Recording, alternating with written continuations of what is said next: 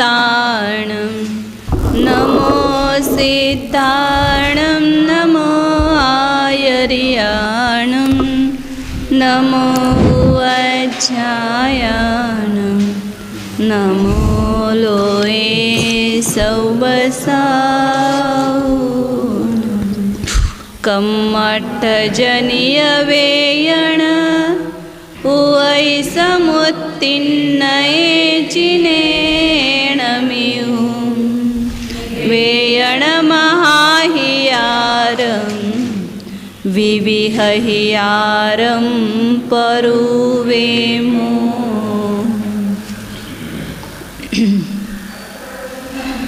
पृष्ठ संख्या 111 है।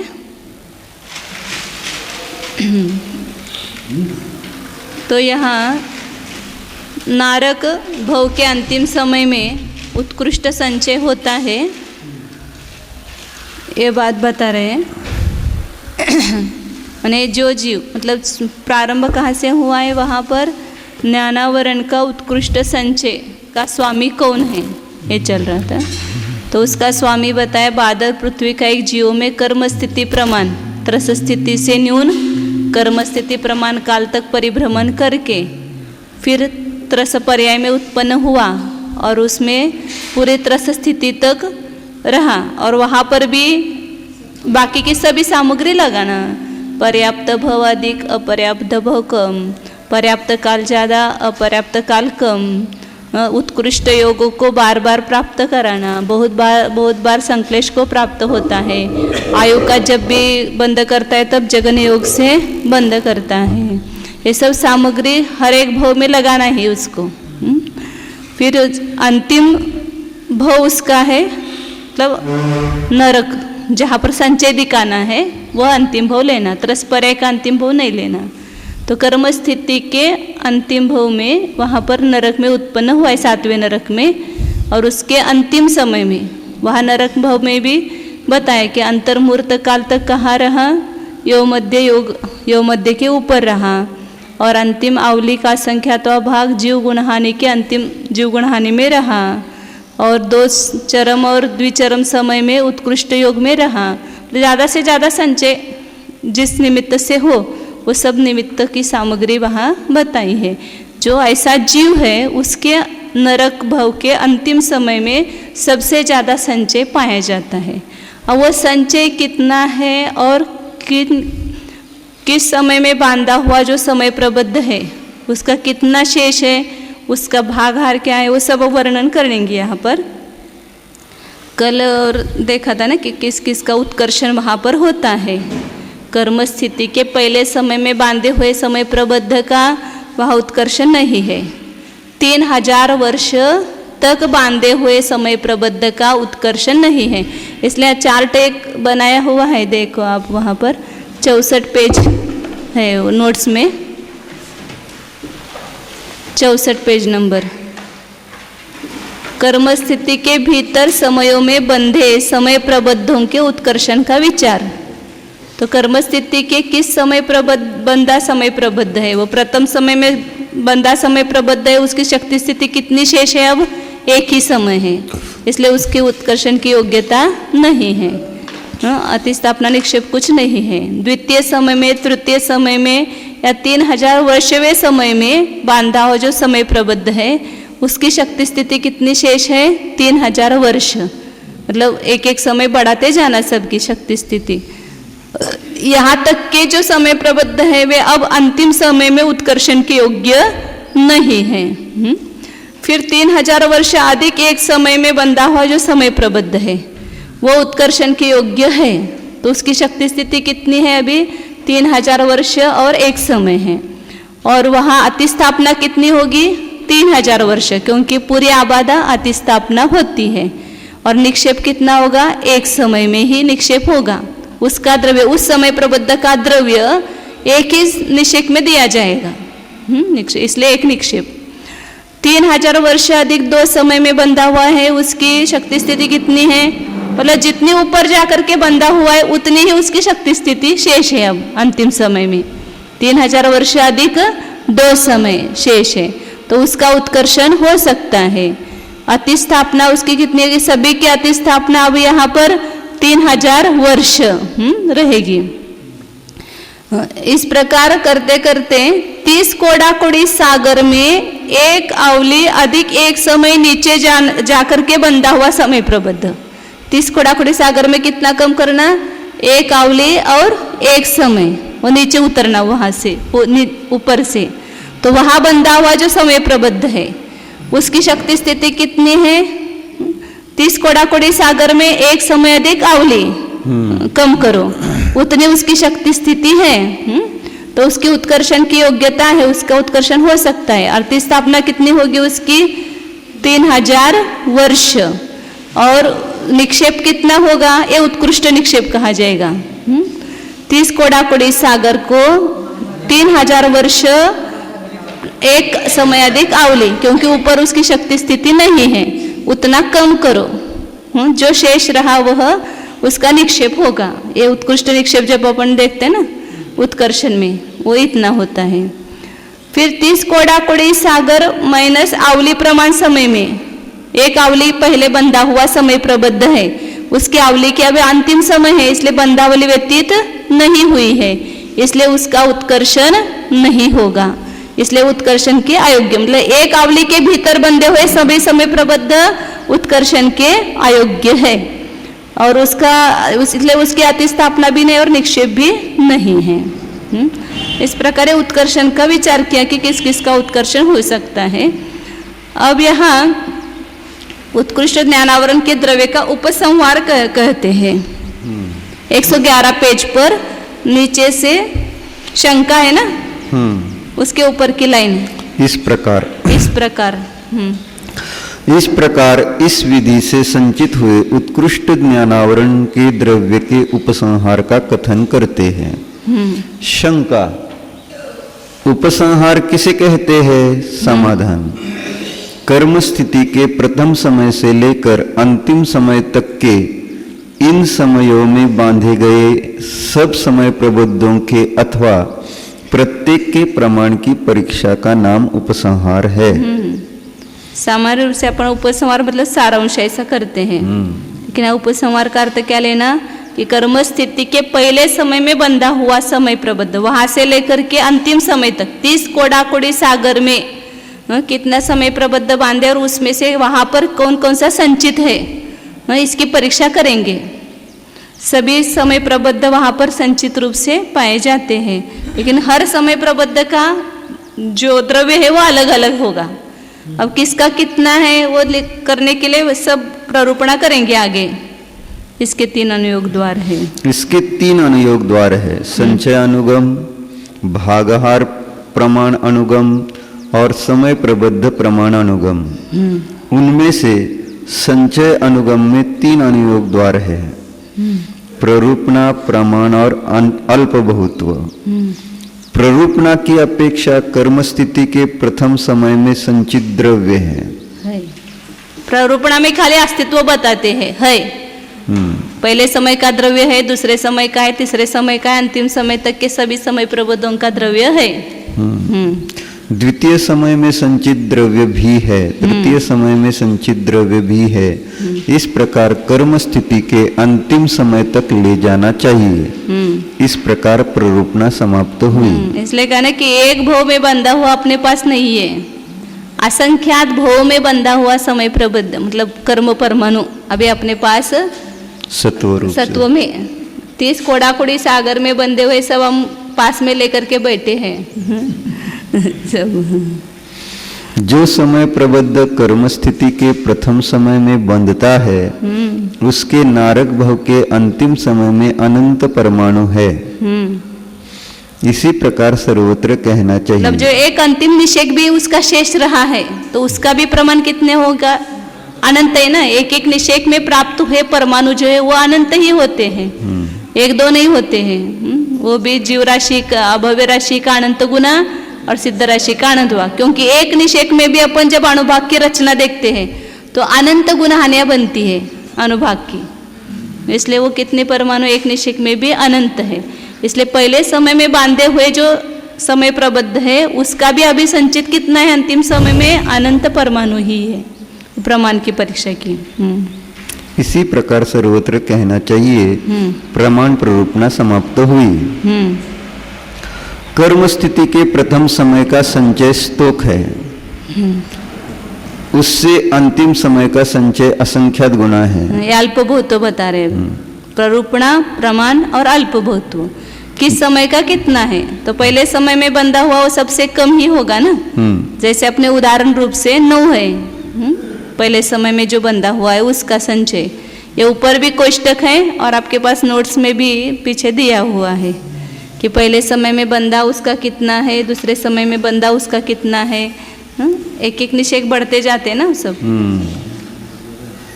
65 पेज पर है और यहाँ 64 पेज पर नीचे कोष्टक दिया हुआ है अल्पभूत्व का।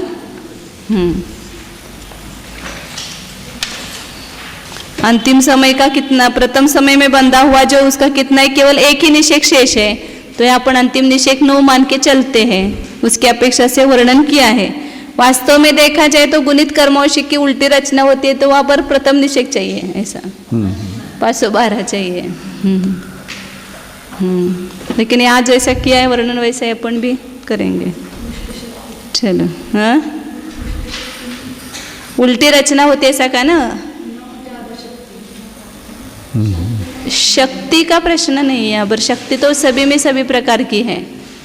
यहाँ संचय जो है परमाणु उसकी बात चल रही है ना, तो उसमें समय प्रबद्ध की जब रचना होती है तो यदि उल्टी होती है तो पहले 9 होगा और फिर 512 लास्ट में होगा। गुणकार क्या है? नहीं तो जागो तो गुणकार अंगुल का असंख्यातवा भाग है, इसका कारण आगे कहेंगे। मतलब प्रथम समय का संचय कितना बताया? 9 परमाणु, और अंतिम समय का संचय कितना है? वो असंख्यात गुना है। इसका कारण आगे कहेंगे। अप्रथम अचरण, अंतिम समय का 6300 है ना।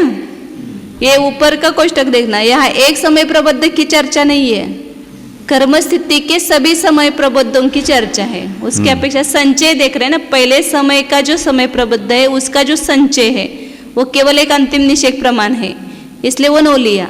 और अभी अंतिम समय में बंधा हुआ समय प्रबद्ध पूरा का पूरा है, इसलिए 6300 पूरा रहेगा वहां पर संचय।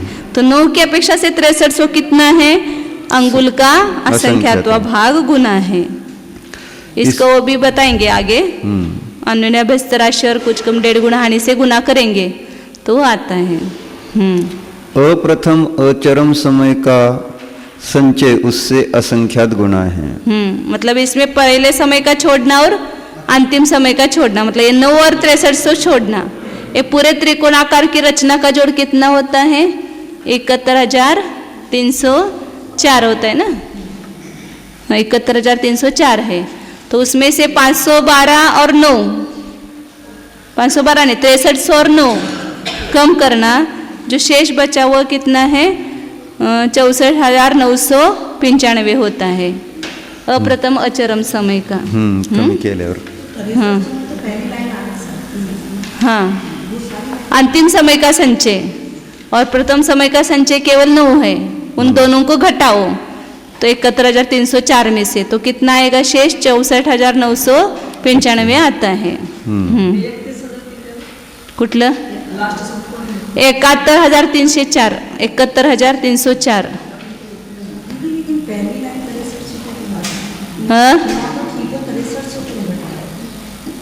पहले अंतिम समय का संचय कितना है? कर्म स्थिति के अंतिम समय में अभी बंधा हुआ समय प्रबद्ध है, वो पूरा का पूरा संचित है ना, इसलिए अंतिम समय का जो संचय है वो 6300 है। पहले समय का संचय वो 9 है। हाँ? इन दोनों को घटाओ पूरे संचय में से तो अप्रथम अचरम समय का संचय होगा।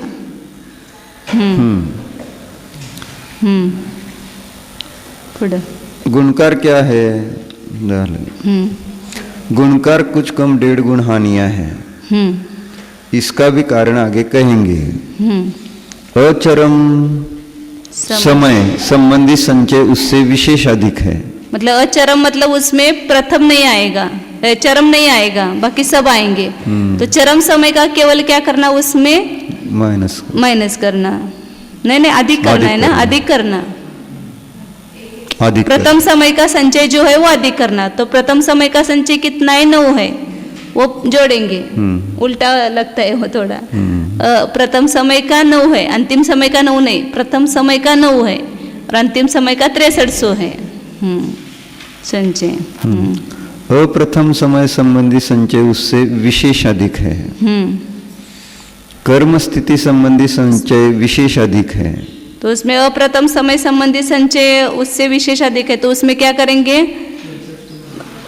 प्रथम समय का घटाएंगे और चरम समय का मिलाएंगे उसमें। इसलिए अंतिम समय के संचय में से प्रथम समय का संचय माइनस करेंगे तो उतना अधिक होगा। 6300 में 9 माइनस करेंगे तो उतना अधिक होगा पूर्व से। 71,295 हो गया वो। कर्म स्थिति संबंधी संचय विशेष अधिक है। कर्म स्थिति के सब द्रव्य की संदृष्टि यह है, मूल में देखिए। इस प्रकार संचय अनुगम समाप्त हुआ। अब भागहार प्रमाणानुगम का कथन करते हैं। यथा कर्म स्थिति के प्रथम समय में संचित द्रव्य का भागहार अंगुल के असंख्यात्व भाग प्रमाण है, जो असंख्यात उत्सर्पणीय और अवसर्पणीयों के जितने समय है उतना है। कर्म स्थिति के प्रथम समय में संचित द्रव्य कितना है, केवल एक अंतिम निषेक प्रमाण है। तो अंतिम निषेक निकालने के लिए जो भागार है वही भागार वहां पर होगा। तो अंतिम निषेक निकालने के लिए कितना भागार है, कुछ कम अनुन्य व्यस्त राशि और 1.5 गुना हानि है। उसको आगे और खुलासा करेंगे। यह किस प्रमाण से जाना जाता है? समाधान, कर्म स्थिति के प्रथम समय में बंधे हुए समय प्रबुद्ध का सबसे उत्कृष्ट संचय सर्व संक्लिष्ट मिथ्या दृष्टि के द्वारा 3000 वर्ष प्रमाण आबाधा करके आबाधा से हीन 30 कोड़ा कोड़ियों की प्रदेश रचना करते हुए चरम स्थिति में निषिक्त द्रव्य प्रमाण है, ऐसा प्राभृत सूत्र में कहा गया है। मतलब यदि कोई भी उत्कृष्ट समय प्रबद्ध बांधेगा और 30 कोड़ाकोड़ी सागर की स्थिति बांधी, वो यहाँ पर नहीं लेना, लेकिन उसका जो अंतिम निषेक का प्रमाण आता है वही यहाँ पर लेना। ये करें, ये यहाँ तो कर्म स्थिति के पहले समय में बंधा हो उसकी स्थिति 30 कोड़ाकोड़ी सागर नहीं है, क्योंकि वह बादर पृथ्वी का एक एकेंद्र जीव है। वह एक सागर का 3/7 भाग प्रमाण ज़्यादा से ज़्यादा स्थिति बांध सकता है। तो लेकिन जब कोई सौदनी पंचेंद्रिय जीव 30 कोड़ाकोड़ी सागर की स्थिति बांधेगा और उसकी प्रदेश रचना होगी, तो वह 3000 वर्ष के ऊपर से लेकर के अंतिम समय तक रचना होगी। तो उस अंतिम समय में जो द्रव्य प्राप्त होता है वही यहाँ पर प्रथम समय में बंधे हुए समय प्रबुद्ध का उत्कर्षण हो करके वहाँ पर संचित पाया जाता है द्रव्य। यथा कषय प्रावृत में स्थित्यंतिक नामक एक अर्थाधिकार है, उसके 3 अनुयोग द्वार है, समुत्कीर्तना, स्वामित्व और अल्पबहुत्व। उनमें से समुत्कीर्तना अधिकार में उत्कृष्ट स्थिति प्राप्त, निषेक स्थिति प्राप्त, अद्धा निषेक स्थिति प्राप्त और उदय स्थिति प्राप्त द्रव्य का निर्देश किया है। उसका आगे अर्थ बताते हैं। उनमें जो समय प्रबुद्ध कर्म स्थिति काल तक रहकर निर्जीर्ण होने वाले हैं, उसके उदय स्थिति को प्राप्त हुए पुद्गल स्कंदों की अग्र स्थिति प्राप्त संज्ञा है।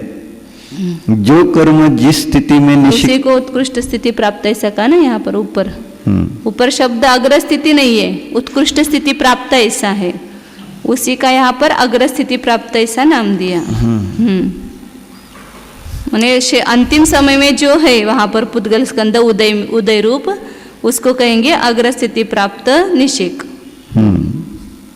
जो कर्म जिस स्थिति में निषिक्त है वह अपकर्षण और उत्कर्षण द्वारा अधस्तन व उपरिम स्थिति को प्राप्त होकर फिर से अपकर्षण व उत्कर्षण द्वारा उसी स्थिति को प्राप्त होकर यथा निषिक्त परमाणुओं के साथ उदय में दिखता है, वह निषेक स्थिति प्राप्त कहलाता है। अपन वहाँ उत्कृष्ट अति स्थापना उत्कर्षण की निकालते समय करते हैं ना, अंतिम 30 कोड़ाकोड़ी सागर में था, उसका अपकर्षण करके उदयावली के ऊपर दिया, उदयावली में भी दिया, लेकिन उसका उत्कर्षण नहीं होता है। उदयावली के ऊपर दिया हुआ जो परमाणु है, वापिस उसका दूसरे समय में उत्कर्षण हुआ तो वापिस उसको उसकी जो शक्ति स्थिति थी, मतलब 30 कोड़ाकोड़ी सागर के अंतिम समय में वहाँ पर वापिस दिया, तो अपकर्षण होकर के वापिस उत्कर्षण होकर के अपनी अपनी स्थिति में वह आ गया। तो उसको क्या कहा यहाँ पर, निषेक स्थिति प्राप्त, ऐसा नाम दिया उसको। जो कर्म जिस स्थिति में, हाँ वही, इसलिए इतने प्रकार है ना, कोई अपने इस काल में उदय में आएगा, कोई ऊपर जाके नीचे आके वापिस उदय में आएगा। जो कर्म जिस स्थिति में निषिक्त होकर अपकर्षण व उत्कर्षण के बिना उसी स्थिति में उदय में दिखता है, वह आधा निषेक स्थिति प्राप्त कहलाता है। उसका जो काल है उस निषेक का, वहीं पर वो उदय में आ गया, जहाँ पहले दिया था वहीं पर उदय में आ गया। तथा जो कर्म जहाँ तहाँ उदय में देखा जाता है वह उदय स्थिति प्राप्त कहा जाता है। उनमें से मिथ्यात्व कर्म का अग्र स्थिति को प्राप्त हुआ द्रव्य 1 अथवा 2 परमाणु होते हैं। जहाँ तहाँ मतलब अपकर्षण होकर के कहीं पर भी या उत्कर्षण होकर के कहीं पर भी उदय में आता है, उसको उदय स्थिति प्राप्त कहा। उनमें से मिथ्यात्व कर्म का अग्र स्थिति को प्राप्त हुआ द्रव्य 1 अथवा 2 परमाणु होते हैं। इस प्रकार उत्कृष्ट रूप से सर्वसंक्लिष्ट सौदनी पंचेंद्रिय पर्याप्तक द्वारा कर्म स्थिति के अंतिम समय में जितना द्रव्य निषिक्त होता है उतना होता है, ऐसा कषय पराभूत में कहा है। इससे जाना जाता है कि उक्त भागाहार अंगुल के असंख्यात्वे भाग प्रमाण है।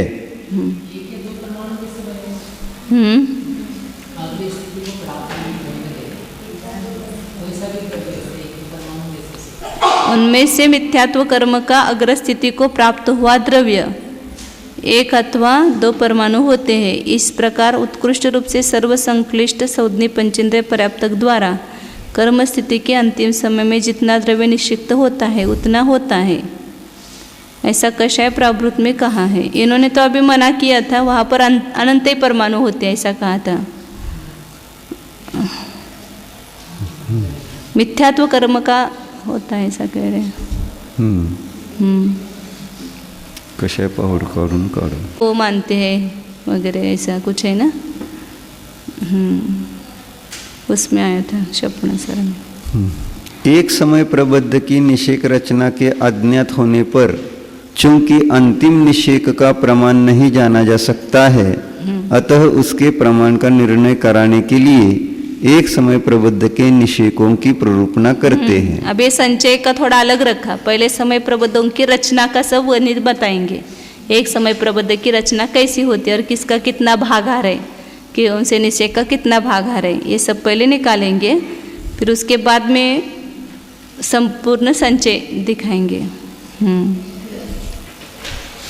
उसमें 6 अनुयोग द्वार है, प्ररूपणा, प्रमाण, श्रेणी, अवहार, भागा भागा और अल्प बहुत्व। उसमें भी सर्वप्रथम सौदनी मिथ्या दृष्टि पर्याप्त सर्वसंक्लिष्ट जीव के द्वारा बांधे जाने वाले मिथ्यात्व कर्म की प्रदेश रचना की प्ररूपणा करते हैं। यथा 7000 वर्ष प्रमाण आबादा को छोड़कर जो प्रदेश आग्रह प्रथम समय में निषिक्त होता है वह है, जो प्रदेश आग्रह द्वितीय समय में निषिक्त होता है वह भी है। प्ररूपणा है ना, अस्तित्व। इस प्रकार 70 कोड़ाकोड़ी सागरोपम के अंतिम समय तक ले जाना चाहिए, प्ररूपणा समाप्त हुई। प्रथम स्थिति में जो परमाणु निषिक्त होते हैं वे अनंत है, इस प्रकार उत्कृष्ट स्थिति तक ले जाना चाहिए। सभी स्थिति में अनंत अनंत परमाणु ही मिलते हैं। प्रमाण की प्ररूपणा समाप्त हुई। श्रेणी की प्ररूपणा 2 प्रकार की है, अनंतर उपनिधा और परंपर उपनिधा। अनंतर उपनिधा की अपेक्षा 7000 वर्ष आबादा को छोड़कर जो प्रदेश आग्रह प्रथम समय में निषिक्त होता है वह बहुत है। वो जो जब समय प्रबद्ध की रचना होगी तो वहाँ अंतिम स्थिति में तो अनंत परमाणु होंगे, लेकिन उत्कर्षण के द्वारा वो ज़्यादा स्थिति तक वहाँ ले जाएंगे ना, उसकी जितनी शक्ति स्थिति है वहाँ तक, तो वहाँ बन सकते होंगे ऐसे 1-2 परमाणु भी वहाँ। वो द्रव्य तो पूरे में से लिया, पूरे सभी समय प्रबद्धों में से लिया, लेकिन किसी एक समय प्रबद्ध का जो द्रव्य है वो उस अंतिम स्थिति में को प्राप्त हुआ तो वहाँ पर 1-2 परमाणु भी आ सकते होंगे, ऐसा मालूम नहीं ना पक्का, लेकिन हो सकता होगा ऐसा, क्योंकि उदय जहाँ तहाँ ऐसा देखा है ना उन्होंने, तो मिथ्यात्व कर्म का अग्र स्थिति को प्राप्त हुआ द्रव्य ऐसा कहा है उन्होंने। हाँ नहीं, श्रेणी के 2 प्रकार करते हैं ना, अनंतरोपनिधा और परम्परोपनिधा। हमेशा हाँ, पहले निषेक से दूसरा, दूसरे से तीसरा, तीसरे से चौथा, इसकी तुलना जब करते हैं तो अनंतरोपनिधा कहते हैं। और बीच में बहुत सारे छोड़ करके ऊपर के निषेकों का वर्णन किया तो वो परम्परोप, ये हमेशा ही आएगा शब्द। जब भी श्रेणी के प्ररूपणा करेंगे 2 प्रकार से करेंगे, अनंतरोपनिधा और परम्परोपनिधा। यह एक समय प्रबद्ध की चर्चा कर रहे हैं ना, तो उसमें एक गुण हानि के पहले समय में जो निषिक्त द्रव्य है उससे दूसरे समय में निषिक्त द्रव्य कितना है ऐसा बताएंगे तो अनंतरोपनिधा है। जो प्रदेशाग्र द्वितीय समय में निषिक्त होता है वह विशेषहीन है। इस प्रकार विशेषहीन के क्रम से कर्म स्थिति के अंतिम समय तक ले जाना चाहिए। निषेक भागहार का प्रथम निषेक में भाग देने पर जो द्रव्य प्राप्त हो उतना द्रव्य प्रत्येक निषेक के प्रति हीन होता हुआ निषेक भागहार का अर्ध भाग व्यतीत होने तक जाता है। वह चेतन जड़ होते हुए भी वो क्रम से बराबर उनका ये होता है और हम चेतन होते हुए भी कैसे भी बैठते इधर उधर, वो बराबर बैठते क्रम से। वहाँ दुगुनी हानि होती है। हाँ? हाँ। इसी प्रकार सब गुण हानियों का कथन करना चाहिए। विशेष इतना है कि यहाँ अवस्थित भागहार, रूपोन भागहार, रूपाधिक भागहार और छेद भागहार, इन चारों ही भागहारों को जानकर कहना चाहिए। पहले आया इस था ना, प्रकार अनंतर रूपनिधा समाप्त हुई। योग का जब अपने देखा था तो जैसे उन्होंने अवस्थित भागहार का वर्णन वगैरह किया था चारों का। विशेष अर्थ उपनिधा का अर्थ मार्गणा है। उपनिधा, अनंतरो उपनिधा है ना, उपनिधा शब्द का अर्थ मार्गणा मतलब खोजना। इसलिए अनंतर उपनिधा का अर्थ हुआ अव्यवहित समीप के स्थान का विचार करना। प्रत्येक गुण हानि के जितने निषेक होते हैं उनमें से प्रथम निषेक से दूसरे निषेक में और दूसरे निषेक से तीसरे निषेक में कितना कितना द्रव्य कम होता जाता है इसका यहाँ विचार किया गया है। नियम यह है कि प्रथम गुण हानि के प्रथम निषेक के द्रव्य में द्रव्य से अगली गुण हानि के प्रथम निषेक का द्रव्य आधा रह जाता है और यह क्रम अंतिम गुण हानि तक चालू रहता है। इसलिए प्रत्येक गुण हानि में प्रथम निषेक से दूसरे निषेक में जितना द्रव्य घटता है उतना ही उत्तर उत्तर उस गुण हानि के अंतिम निषेक तक घटता जाता है। प्रथम गुण हानि के प्रथम निषेक से दूसरे निषेक में कितना द्रव्य घटता है इसका निर्देश मूल में किया ही है। परंपर उपनिधा की अपेक्षा प्रथम समय में निषिक्त प्रदेशाग्र से पल्योपम के असंख्यात भाग प्रमाण स्थान जाकर दुगुनी हानि होती है। इस प्रकार अंतिम दुगुण हानि तक ले जाना चाहिए। एक गुण हानि से डायरेक्ट दूसरे गुण हानि का निषेक बताया, इसलिए वो परंपरोपनिधा कहा उसको। विशेषार्थ परंपरोपनिधा में एक गुण हानि से दूसरी गुण हानि में कितना द्रव्य कम हो जाता है इसका विचार किया गया है। प्रत्येक गुण हानि में पल्योपम के असंख्यात भाग प्रमाण निषेक होते हैं, इसलिए इतने स्थान जाने पर दूनी हानि हो जाती है। प्रत्येक गुण हानि में मतलब गुण हानि का आयाम कितना है, पल्योपम का असंख्यात में असंख्यात प्रथम वर्गमूल प्रमाण है गुण हानि का आयाम। प्रथम वर्गमूल प्रमाण अभी आगे बताएंगे।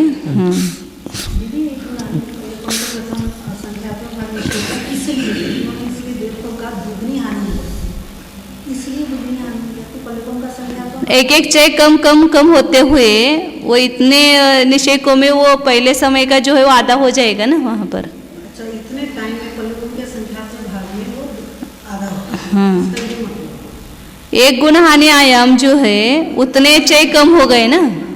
फिर वहाँ 2 गुण हानि प्रमाण चय थे, पहले निषेक में कितने थे 2 गुण हानि प्रमाण चय थे और यहाँ कितने घट गए, 1 गुण हानि प्रमाण चय घट गए, तो आधा हो गए कि नहीं बराबर।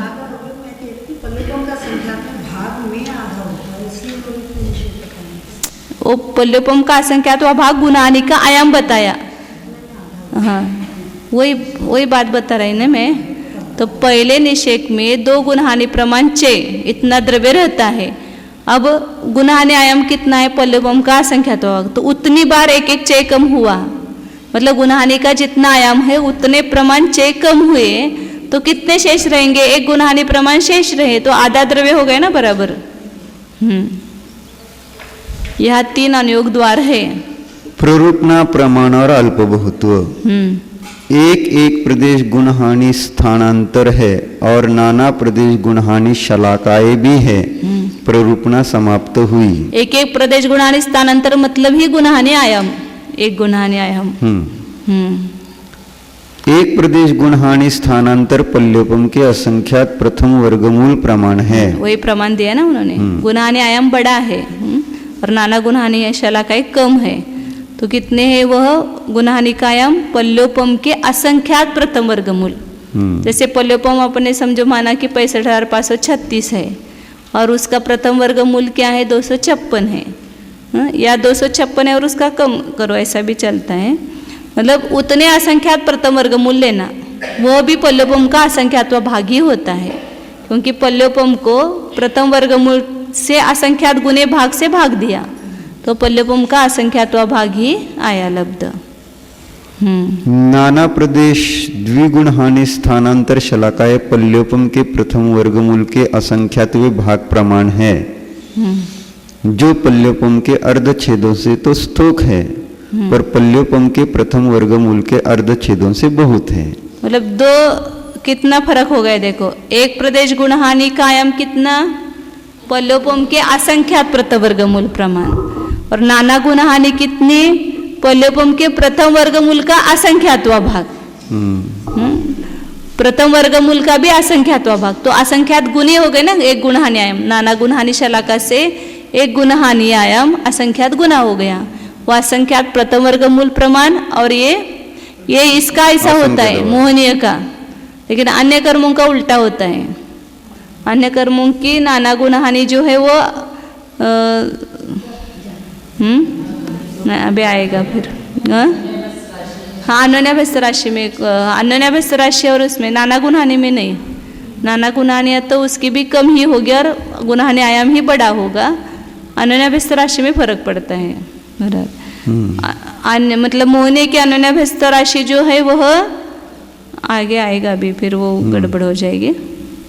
अधिक है, अन्योन्याभ्यस्त राशि अधिक है। और देखते एक बार हम पढ़ेंगे फिर। यह किस प्रमाण से जाना जाता है? समाधान। क्योंकि नाना गुणहानि शलाकाओं का विरलन करके दुगुणित करने के पश्चात उनको परस्पर गुणित करने पर पल्योपम के असंख्यात प्रथम वर्गमूलों की उत्पत्ति होती है। शंका, यह भी किस प्रमाण से जाना जाता है? समाधान। बाह्य वर्गणा में प्रदेश विरचित सूत्र से यह जाना जाता है। ऊपर क्या सिद्ध कर रहे हैं आप अभी वहां पर कि मतलब नाना गुणहानि शलाकाएं कितनी है? पल्योपम के प्रथम वर्गमूल का असंख्यात्व भाग है। तो जो प्रथम वर्गमूल का असंख्यात्व भाग लेना है वह कौन सा लेना? तो पल्योपम के अर्धछेदों से तो स्तोक है, कम है, पर पल्योपम के प्रथम वर्गमूल के अर्धछेदों से बहुत है। इसको सिद्ध करेंगे अभी। ये भी अपने को वहां पर कर्मकांड में ही आया था। नाना गुणहानि शलाकाएं वगैरह देखी थी ना वहां पर। पल्योपम के प्रथम वर्गमूल से लेकर के पल्योपम की वर्ग शलाका तक के अर्धछेदों को जोड़ो, उतनी मोहनीय की नाना गुणहानियां होती है। ये अभी यहाँ पर भी बता रहे हैं। शंका, यह भी किस प्रमाण से जाना जाता है? समाधान। बाह्य वर्गणा में प्रदेश विरचित सूत्र से यह जाना जाता है। यथा वहां प्रदेश विरचित अर्थाधिकार में 6 अनुयोग द्वार बतलाए हैं। जघन्य अग्रस्थिति, अग्रस्थिति विशेष, अग्रस्थिति स्थान, उत्कृष्ट अग्रस्थिति, भागा भाग और अल्पबहुत्व। उनमें जो अल्पबहुत्व है वह 3 प्रकार का बतलाया है। जघन्य पद, उत्कृष्ट पद और जघन्य उत्कृष्ट पद। उनमें से जघन्य उत्कृष्ट प्रदेश अल्पबहुत्व का कथन करते समय अंतिम स्थिति में प्रदेश अग्रस सबसे स्तोक है। स्तोक चाहिए। स्तोक मतलब नौ है माने हुए। इससे अंतिम गुण हानि स्थानांतर में प्रदेश अग्र असंख्यात गुना है। मतलब 100 अंतिम गुण हानि का द्रव्य कितना है? 100 है। वो कितना है? उससे असंख्यात गुना। इससे प्रथम स्थिति में प्रदेश किससे गुना करेंगे? 1.5 गुणाने से, क्योंकि अंतिम निषेक जो है उतने 1.5 गुणानी प्रमाण होते हैं ना, वहां पर 1.5 गुणानी का भाग देंगे तो वो आता है। इससे प्रथम स्थिति में प्रदेश अग्र असंख्यात गुना है 512। इससे अप्रथम अचरम नहीं, निषेक नहीं लेंगे। प्रथम स्थिति में प्रदेशाग्र तो वो निषेक आ गया ना वहां पर। प्रथम स्थिति में प्रदेशाग्र असंख्यात गुना है। अंतिम गुणहानि स्थानांतर में पूरी गुणहानि में बताया। पहले अंतिम स्थिति में मतलब अंतिम एक ही निषेक हो गया, और अंतिम गुणहानि में कहा तो पूरे अंतिम गुणहानि की जो एक गुणहानि आयाम है उसमें जितना द्रव्य है वो पूरा 100 आ गया। और इसमें प्रथम स्थिति के मतलब 512 होगा आ गया। इससे अप्रथम अचरम गुणहानि स्थानांतर में प्रदेशाग्र असंख्यात गुना है। माने वहां पर प्रथम और अंतिम छोड़ना। 6300 में 512 और 9 छोड़ना, तो कितना शेष रहेगा? वहां पर 521 कम किया 6300 में से, तो 5779 हो गया। ऐसा कहा है। इस प्रकार इस अल्प बहुत्व में अंतिम गुणहानि के द्रव्य का निर्देश करके उससे प्रथम निषेक का द्रव्य असंख्यात गुना है, ऐसा कहा है। पूरे गुणहानि का जो द्रव्य था उससे भी यहाँ पहले गुणहानि का पहला निषेक वह असंख्यात गुना हो गया, क्योंकि 100 की अपेक्षा से 512 गुना है ना, असंख्यात गुना है। उसमें अंतिम गुणहानि का द्रव्य पल्लवम के असंख्यात प्रथम वर्गमूल प्रमाण अंतिम निषेकों का जितना द्रव्य हो उतना है, उसकी संदृष्टि 9/1 गुनी 100/9। अंतिम निषेक को 1.5 गुणहानि से गुना किया। अंतिम निषेक को मतलब 9 को 100 बगैर 9 मतलब वो 1.5 गुणहानि होती है, तो उससे गुना किया। कुछ कम 1.5 गुणहानि है तो उससे गुना किया तो पूरे अंतिम गुणहानि का द्रव्य आता है। और प्रथम निषेक का कैसे आता है? कुछ कम अन्योन्याभ्यस्त राशि मात्र अंतिम निषेकों का जितना प्रमाण हो उतना है।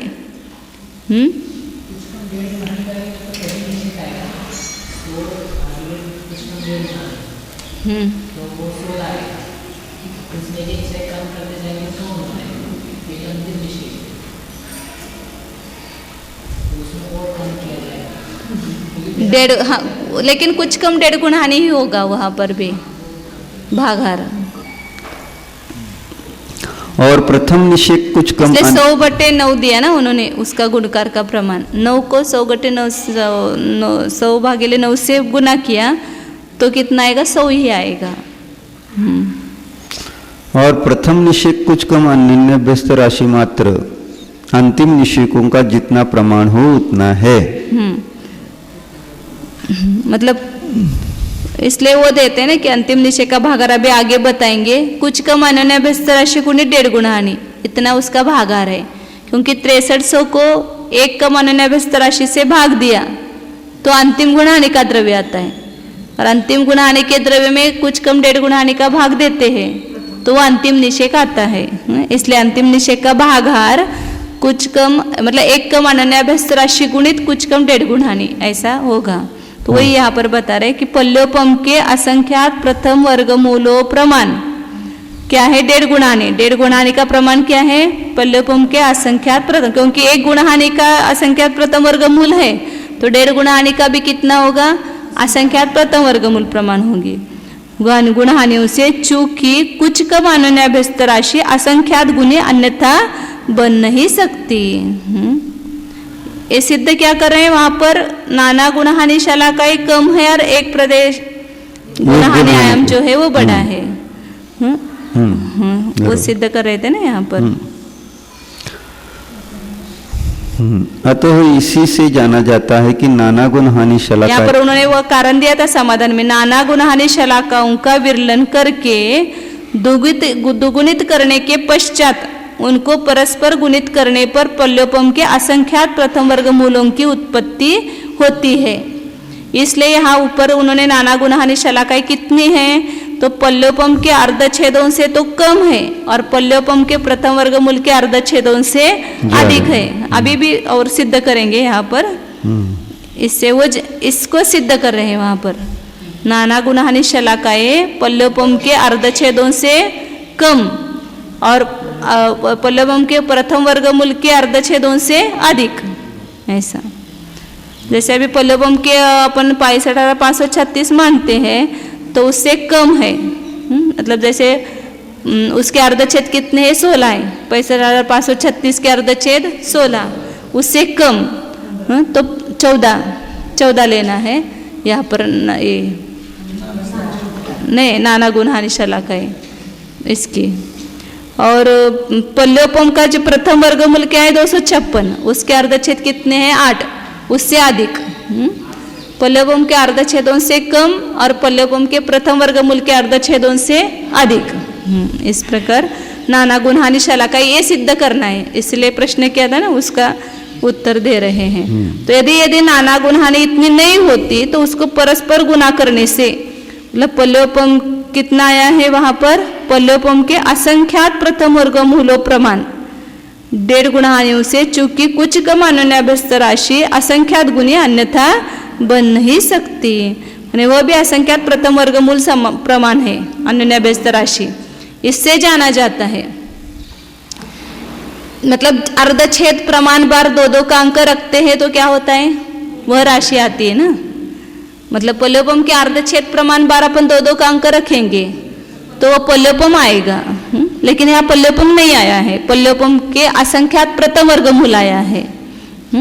और प्रथम वर्गमूल के अर्धच्छेद प्रमाण बार अपन 2-2 का अंक रखेंगे तो पल्योपम का प्रथम वर्गमूल आएगा, लेकिन उससे भी यहाँ अधिक है। तो पल्योपम के प्रथम वर्गमूल के अर्धच्छेदों से यह राशि, यह नाना गुणहानि शलाका अधिक है, क्योंकि अन्यथा उसके अन्योन्याभ्यस्त राशि पल्योपम के असंख्यात प्रथम वर्गमूल प्रमाण नहीं बन सकती है। अभी यहाँ पर भी सिद्ध करेंगे तो शायद देखते हैं। पुन्हा एकदा वस्तु वर्ण पल्योपम के असंख्यात प्रथम वर्गमूल को मूलो प्रमाण 1.5 गुणहानियों से, चूंकि कुछ कम अन्योन्याभ्यस्त राशि असंख्यात गुणी अन्यथा बन नहीं सकती, अतः इसी से जाना जाता है कि नाना गुणहानि शलाकाएं पल्योपम के प्रथम वर्गमूल के अर्धच्छेदों से बहुत है। बहुत होती हुई भी वे प्रथम वर्गमूल के अर्धच्छेदों से विशेष अधिक ही है, दुगुनी नहीं है। क्योंकि उन्हें दुनी मान लेने पर अन्योन्याभ्यस्त राशि के पल्योपम के प्रमाण प्राप्त होने का प्रसंग आता है। क्योंकि अर्धच्छेदों के बारे में नियम क्या है कि एक वर्ग के जो अर्धच्छेद है दुगुने होते हैं, तो पल्योपम के प्रथम वर्गमूल के अर्धच्छेदों से दुनी मानेंगे तो वो पल्योपम के अर्धच्छेद हो जाएंगे, और उतने नाना गुणहानि शलाका हो तो अन्योन्याभ्यस्त राशि पल्योपम प्रमाण होगी। तो इसलिए वह पल्योपम के प्रथम वर्गमूलों से दुनी नहीं, प्रथम वर्गमूल के अर्धच्छेदों से दुनी नहीं है, कुछ अधिक है नाना गुणहानि शलाका है।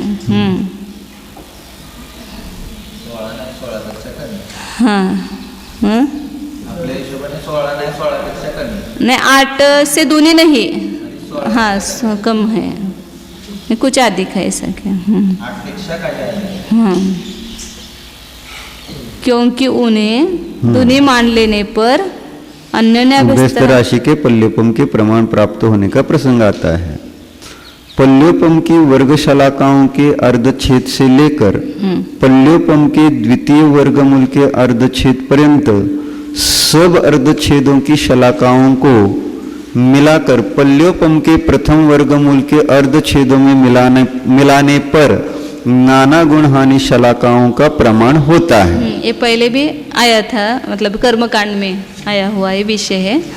तो नाना गुणहानि शलाकाएं कितनी है, मतलब ये इसकी माननी पड़ेंगी, मोहनीय की नाना गुणहानि शलाकाएं है, तो वो कितने, पल्योपम के प्रथम वर्गमूल के अर्धच्छेदों से लेकर के, मतलब यहाँ पर उन्होंने तो अलग अलग बताया, पल्योपम के वर्ग शलाका से पल्योपम के द्वितीय वर्गमूल के अर्धच्छेदों तक का जोड़ करो, और उसमें पल्योपम के प्रथम वर्गमूल के अर्धच्छेद जोड़ो, मतलब ये अर्थ क्या हो गया, पल्लवपम के वर्गशलाका के अर्धछेद से लेकर पल्लवपम के प्रथम वर्गमूल के अर्धछेदों का पूरा जोड़ करो, जो जोड़ आता है वह नाना गुणानी शलाकाएं। इसको एक बार देखो।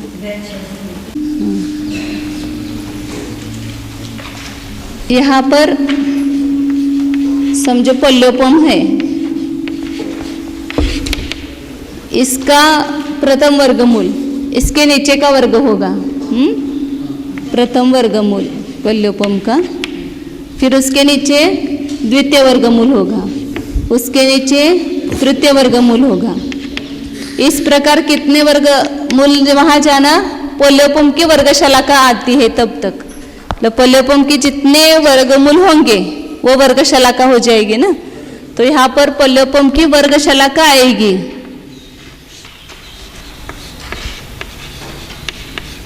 वहां तक के सब वर्गों को रखो और इसके जो अर्धछेद है वो लिखो नीचे। तो वर्ग पल्लवपम के वर्गशलाका के अर्धछेद वो 6 ऐसा लिखती हूँ वहां पर। अब यहाँ पर अपन कुछ अंक संदृष्टि से मानते, पल्लवपम कितना है 65,536 है ऐसा माना। इसका पहला वर्गमूल हो गया 256, दूसरा वर्गमूल है 16, तीसरा वर्गमूल है 4। अब उसकी वर्गशलाका जो है वह कितनी है, पल्लवपम 65,536 की 4 ही है, इसलिए यहाँ पर इसी को वर्गशलाका मानना पड़ेगा अपने को, तीसरे वर्गमूल को। वहाँ वास्तविक गणित में तो बहुत सारे वर्गमूल जाएंगे वहाँ पर, फिर वर्गशलाका आएगी, लेकिन यहाँ तीसरा वर्गमूल ही क्या हो गया, यहाँ पर वर्गशलाका का प्रमाण हो गया। तो इनके जो अर्धछेद है इसको ही वर्गशलाका लिख देते हैं यहाँ पर, और बीच में बहुत सारे वर्गमूल है ऐसा समझना, वर्गशलाका। अब इनके जो अर्धछेद है 4, वर्गशलाका के अर्धछेद कितने हुए 2, 16 के अर्धछेद 4, इन दोनों को जोड़ो। इन दोनों मतलब यहाँ 2 अंक संदृष्टि से हुआ है, वास्तव में गणित में बहुत सारे वर्ग होंगे वहां पर, उन सब अर्धछेदों को जोड़ो और जो पल्लवपम के प्रथम वर्गमूल का अर्धछेद है फिर भी इन सब के जोड़ से अधिक ही होगा वह, तो 8 है। तो उन्होंने यहाँ इसके अलग बताया और इसको अलग बताया कि पल्लवपम के वर्गशलाका से लेकर द्वितीय वर्गमूल तक के अर्धछेदों को पल्लवपम के प्रथम वर्गमूल के अर्धछेदों में जोड़ने पर जो लब्ध आता है उतने नाना गुणानी शलाका है। तो अपन ऐसा सीधा कहा तो भी चलता है, पल्लवपम की वर्गशलाका से लेकर पल्लवपम के प्रथम वर्गमूल तक के अर्धछेदों का जोड़ बराबर मोहनीय की नाना गुणानी शलाकाएं होती है। तो ये 8 और 4 12 और 2 14, 16 नहीं 14, हाँ ये क्या हो गई यहाँ पर नाना गुणानी शलाका। तो ये नाना गुणानी शलाका पल्लवपम के अर्धछेदों से तो कम है और प्रथम वर्गमूल के अर्धछेदों से अधिक है। ये किससे जाना उन्होंने, क्योंकि इतनी बार हम 2-2 को रखते हैं, हाँ, तो इससे उत्पन्न जो हुई राशि है वो पल्लवपम के असंख्यात प्रथम वर्गमूल प्रमाण है। यदि यह राशि पल्लवपम के अर्धछेद प्रमाण होती तो वहां पर अन्योन्याभ्यस्त राशि कितनी उत्पन्न होती, पल्लवपम होती, और ये प्रथम वर्गमूल के अर्धछेद प्रमाण होती तो वहां पर पल्लवपम के अर्धछेद उत्पन्न होते। लेकिन यहाँ पर पल्लवपम के प्रथम वर्गमूल भी असंख्यात गुना इतने अन्योन्याभ्यस्त राशि है, तो इसलिए इससे अधिक है, दूनी नहीं है, क्योंकि दूनी होती तो वापिस वही प्रसंग आता, पल्लवपम अन्योन्याभ्यस्त राशि होने का प्रसंग आता, इसलिए पल्लवपम के अर्धछेदों से अधिक नहीं है, मतलब कम है, और पल्लवपम के प्रथम वर्गमूल के अर्धछेदों से अधिक है। कौन, नाना गुणानी शलाकाएं। तो 1.5 गुणानी कितनी है, वो भी प्रथम वर्गमूल असंख्यात वर्गमूल प्रमाण है, और अन्योन्याभ्यस्त राशि जो है वो उससे भी असंख्यात गुणी है। जो 1.5 गुणानी से भी वो पल्लवपम का जो अन्योन्याभ्यस्त राशि आई है वो कुछ उससे असंख्यात गुणी है। गुणहानि से भी, गुणहानि आयाम जो है नाना गुणहानि शलाका से असंख्यात गुना है, लेकिन वो नाना गुणहानि उनको उतनी बार दो का अंक रख करके जो आई हुई अनुन्याभ्यस्त राशि है वो 1.5 गुणहानि प्रमाण से असंख्यात गुणी है, इसलिए वो जाना जाता है कहा। इसलिए अतः इससे जाना जाता है कि नाना गुणहानि शलाकाएं पल्योपम के प्रथम वर्गमूल के अर्धच्छेदों से बहुत है। पुढचं पान बहुत होती हुई भी, हाँ पुढे गेलं एवढं वाचा की परत, बहुत होती हुई भी वे झालं अर्धच्छेदों से विशेष अधिक ये दुगुनी नहीं है, क्योंकि उन्हें दूनी मान लेने पर अन्योन्याभ्यस्त राशि के पल्योपम प्रमाण प्राप्त होने का प्रसंग आता है। पुढं पल्योपम की वर्ग शलाकाओं के अर्धच्छेद से लेकर पल्योपम के द्वितीय वर्गमूल के अर्धच्छेद पर्यंत सब अर्धच्छेदों की शलाकाओं को मिलाकर पल्योपम के प्रथम वर्गमूल के अर्धच्छेदों में मिलाने पर नाना गुण हानि शलाकाओं का प्रमाण होता है। शंका इसको वहाँ पर कर्मकांड में बहुत डिटेल बताया था, 8 गुना उसका जोड़ आया, सबका 3 वर्गमूलों का जोड़ किया था। तो इनको कैसे मिलाया जाता है? समाधान, पल्योपम की वर्ग शलाका प्रमाण वर्ग से लेकर पल्योपम के द्वितीय वर्गमूल तक इन वर्गों की शलाकाओं का विरलन कर दुगुना करके अन्योन्याभ्यस्त राशि से पल्योपम के प्रथम वर्गमूल के अर्धच्छेदों को अपवर्तित करने पर जो लब्ध हो उसे रूपोन भागहार से गुणित करने पर इच्छित अर्धच्छेद शलाकाओं का योग होता है। कैसे किया देखो वहां पर, सूत्र बना दो। अब पल्योपम के प्रथम वर्गमूल के अर्धच्छेद,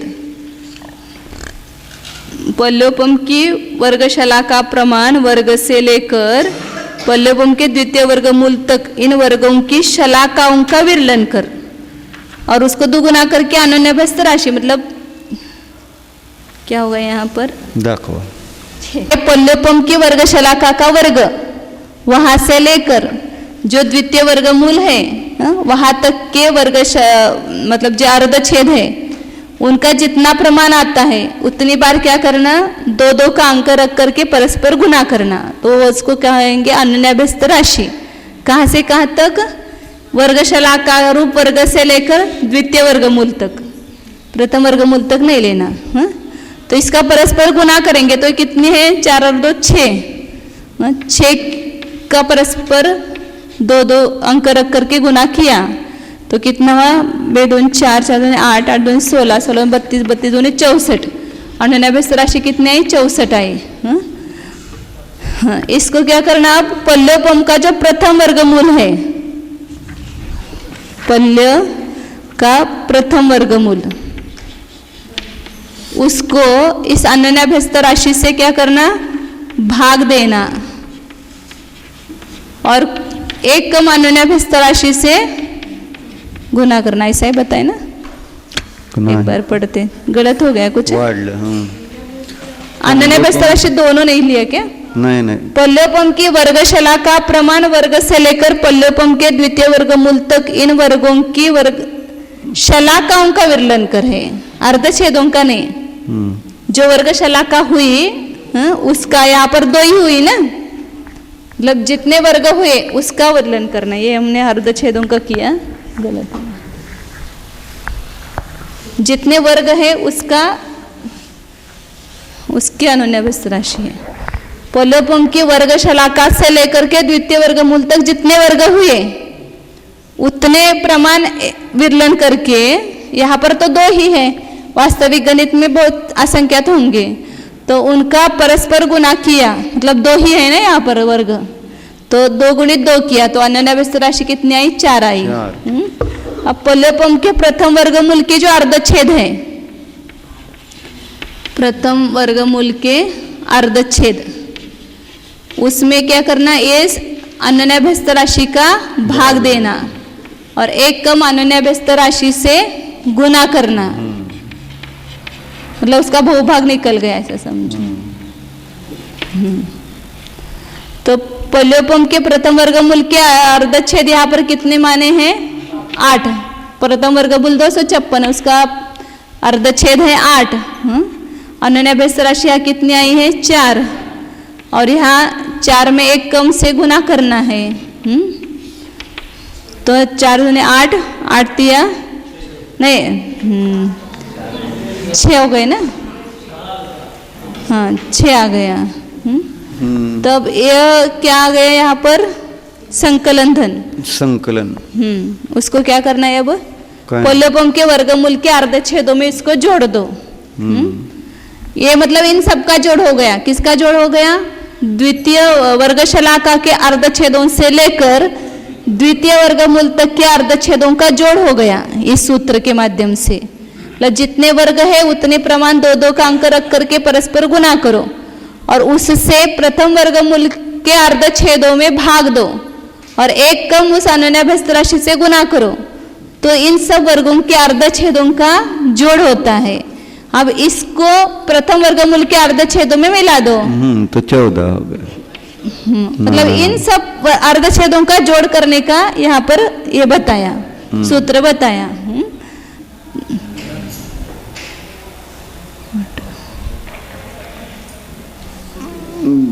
दुसऱ्या पद्धतीने, आता दुसऱ्या पद्धतीने मतलब ऐसा भी निकल सकता है ना यहाँ पर, पल्लवम मतलब किसी का भी वैसा निकल सकता है। यहाँ पर समझो अपन सीधा यहाँ से यहाँ तक का जोड़ कितना है ऐसा निकालना हो, वर्गशलाका के अर्धच्छेद से लेकर के प्रथम वर्गमूल तक का अर्धच्छेदों का जोड़ भी इस सूत्र के माध्यम से कर सकते हैं। क्योंकि यहाँ पर 3 वर्ग हुए, तो उसकी अनन्याभ्यस्त राशि क्या हुई, 8 हुई। और यहाँ पर पल्लवम के अर्धच्छेद लेना भाज्य राशि में, पल्लवम के अर्धच्छेद कितने हैं, 16 और इसके अनन्याभ्यस्त राशि क्या है, 8 और या एक कम अनन्याभ्यस्त राशि मतलब 7, तो कितने हो गए, 14 हो गए, 7 दूने 14। ऐसे कितने भी अपने को वर्ग के अर्धच्छेदों का जोड़ करना है तो इस सूत्र के माध्यम से कर सकते हैं। उतने वर्गों पर प्रमाण 2-2 का अंक रखकर परस्पर गुना करो और उसको अगला जो वर्ग है उसके अर्धच्छेदों में भाग दो और उसको एक कम करके गुना करो, तो उन सब पीछे के सब वर्गों के अर्धच्छेदों का जोड़ हो जाता है। मतलब सबका जोड़ भी, इसका अर्थ क्या है, ये सब पीछे के सब वर्गों के अर्धच्छेदों का जोड़ भी आगे के अर्धच्छेदों से कम ही होता है। ये सब मिला करके बरोबर। अजून काय सांगायचं, आता काय दुसऱ्या पद्धतीने काढून दाखवले। शंका, नाना गुण हानि शलाकाएं पल्योपम की वर्गशलाकाओं के अर्धच्छेद से छेदों से हीन पल्योपम के जितने अर्धच्छेद हो इतनी ही है, कम व अधिक नहीं है। यह किस प्रमाण से जाना जाता है? नाना गुण हानि शलाकाएं कितनी हो गई, पल्योपम के वर्गशलाकाओं के अर्धच्छेदों को, तब वैसा भी आ जाता है अर्धच्छेदों का जोड़। जो पहले वर्ग का अर्धच्छेद है उसको जो पल्लवम के अर्धच्छेद है उसमें से माइनस करो, 10। पल्लवम का अर्धच्छेद कितने, 16, उसमें वर्गशलाका के अर्धच्छेद 2 माइनस करो तो भी सबका जोड़ आ जाता है वहां पर। 14 आ गया। तो ये प्रश्न किया पर गुणहानि शलाकाएं पल्लवम की वर्गशलाकाओं के अर्धच्छेदों से हीन पल्लवम के जितने अर्धच्छेद हो इतनी ही है, कम व अधिक नहीं है, यह किस प्रमाण से जाना जाता है। तो ये बहुत होशियार शंकाकार है, उसको स्वयं को पता है, इतना आता है ऐसा। समाधान, यह अविरुद्ध आचार्य के वचन से जाना जाता है। इस प्रकार मोहनीय की नाना गुण हानि शलाकाओं के प्रमाण की प्ररूपना की। विशेषार्थ यहाँ परम्पर उपनिषद, मोहनीय की अपेक्षा से इतनी नाना गुण हानि शलाकाएं होती है। यहाँ परम्पर उपनिधा के प्रसंग से एक गुण हानि के निषेकों की संख्या बतलाकर मोहनीय को नाना गुण हानियों का ठीक प्रमाण कितना है, मोहनीय की नाना गुण हानियों का, मोहनीय की नाना गुण हानियों का ठीक प्रमाण कितना है, यह युक्ति पूर्वक सिद्ध करके बतलाया गया है। साधारणतः मोहनीय की गुण हानि शलाकाएं पल्योपम के प्रथम वर्गमूल के असंख्यातवे भाग प्रमाण मानी जाती है, पर इससे वास्तविक संख्या ज्ञात नहीं होती। इसलिए इस संख्या का ठीक ज्ञान कराने के लिए बतलाया है कि यह संख्या पल्योपम के अर्धच्छेदों से तो कम है, पर पल्योपम के प्रथम वर्गमूल के अर्धच्छेदों से अधिक है। इतना क्यों है? तीनों तरफ से देखो, वहाँ पल्योपम का प्रथम वर्गमूल के असंख्यात्व भाग है तो 256 का असंख्यात्व भाग मतलब 14 जो है वह पल्योपम के अर्धच्छेद से कम और पल्योपम के प्रथम वर्गमूल के अर्धच्छेद से अधिक, ऐसे बीच की संख्या है। इतना क्यों है, इसी बात को सिद्ध करने के लिए युक्ति दी गई है। युक्ति वर्गणा, युक्ति वर्गणा खंड के प्रदेश विरचित अल्पभूतों के आधार से दी गई है। वहां बतलाया है कि अंतिम गुण हानि के समूचे द्रव्य से प्रथम गुण हानि के प्रथम निषेक का द्रव्य असंख्यात गुणा है। मोहनीय की अपेक्षा से अंतिम गुण हानि का जो द्रव्य आएगा उससे भी पहला निषेक है, क्योंकि एक पहली गुण हानि का द्रव्य बाकी की सब गुण हानियों के द्रव्य से भी अधिक होता है। प्रथम गुण हानि का द्रव्य 3200 है और बाकी सब गुण हानियों का द्रव्य 3100 है। तो सब गुण हानियों के द्रव्य को जोड़ेंगे उससे भी प्रथम गुण हानि का द्रव्य अधिक होता है, इसलिए उसका प्रथम निषेक है वो बड़ा आता है अंतिम गुण हानि के द्रव्य से भी।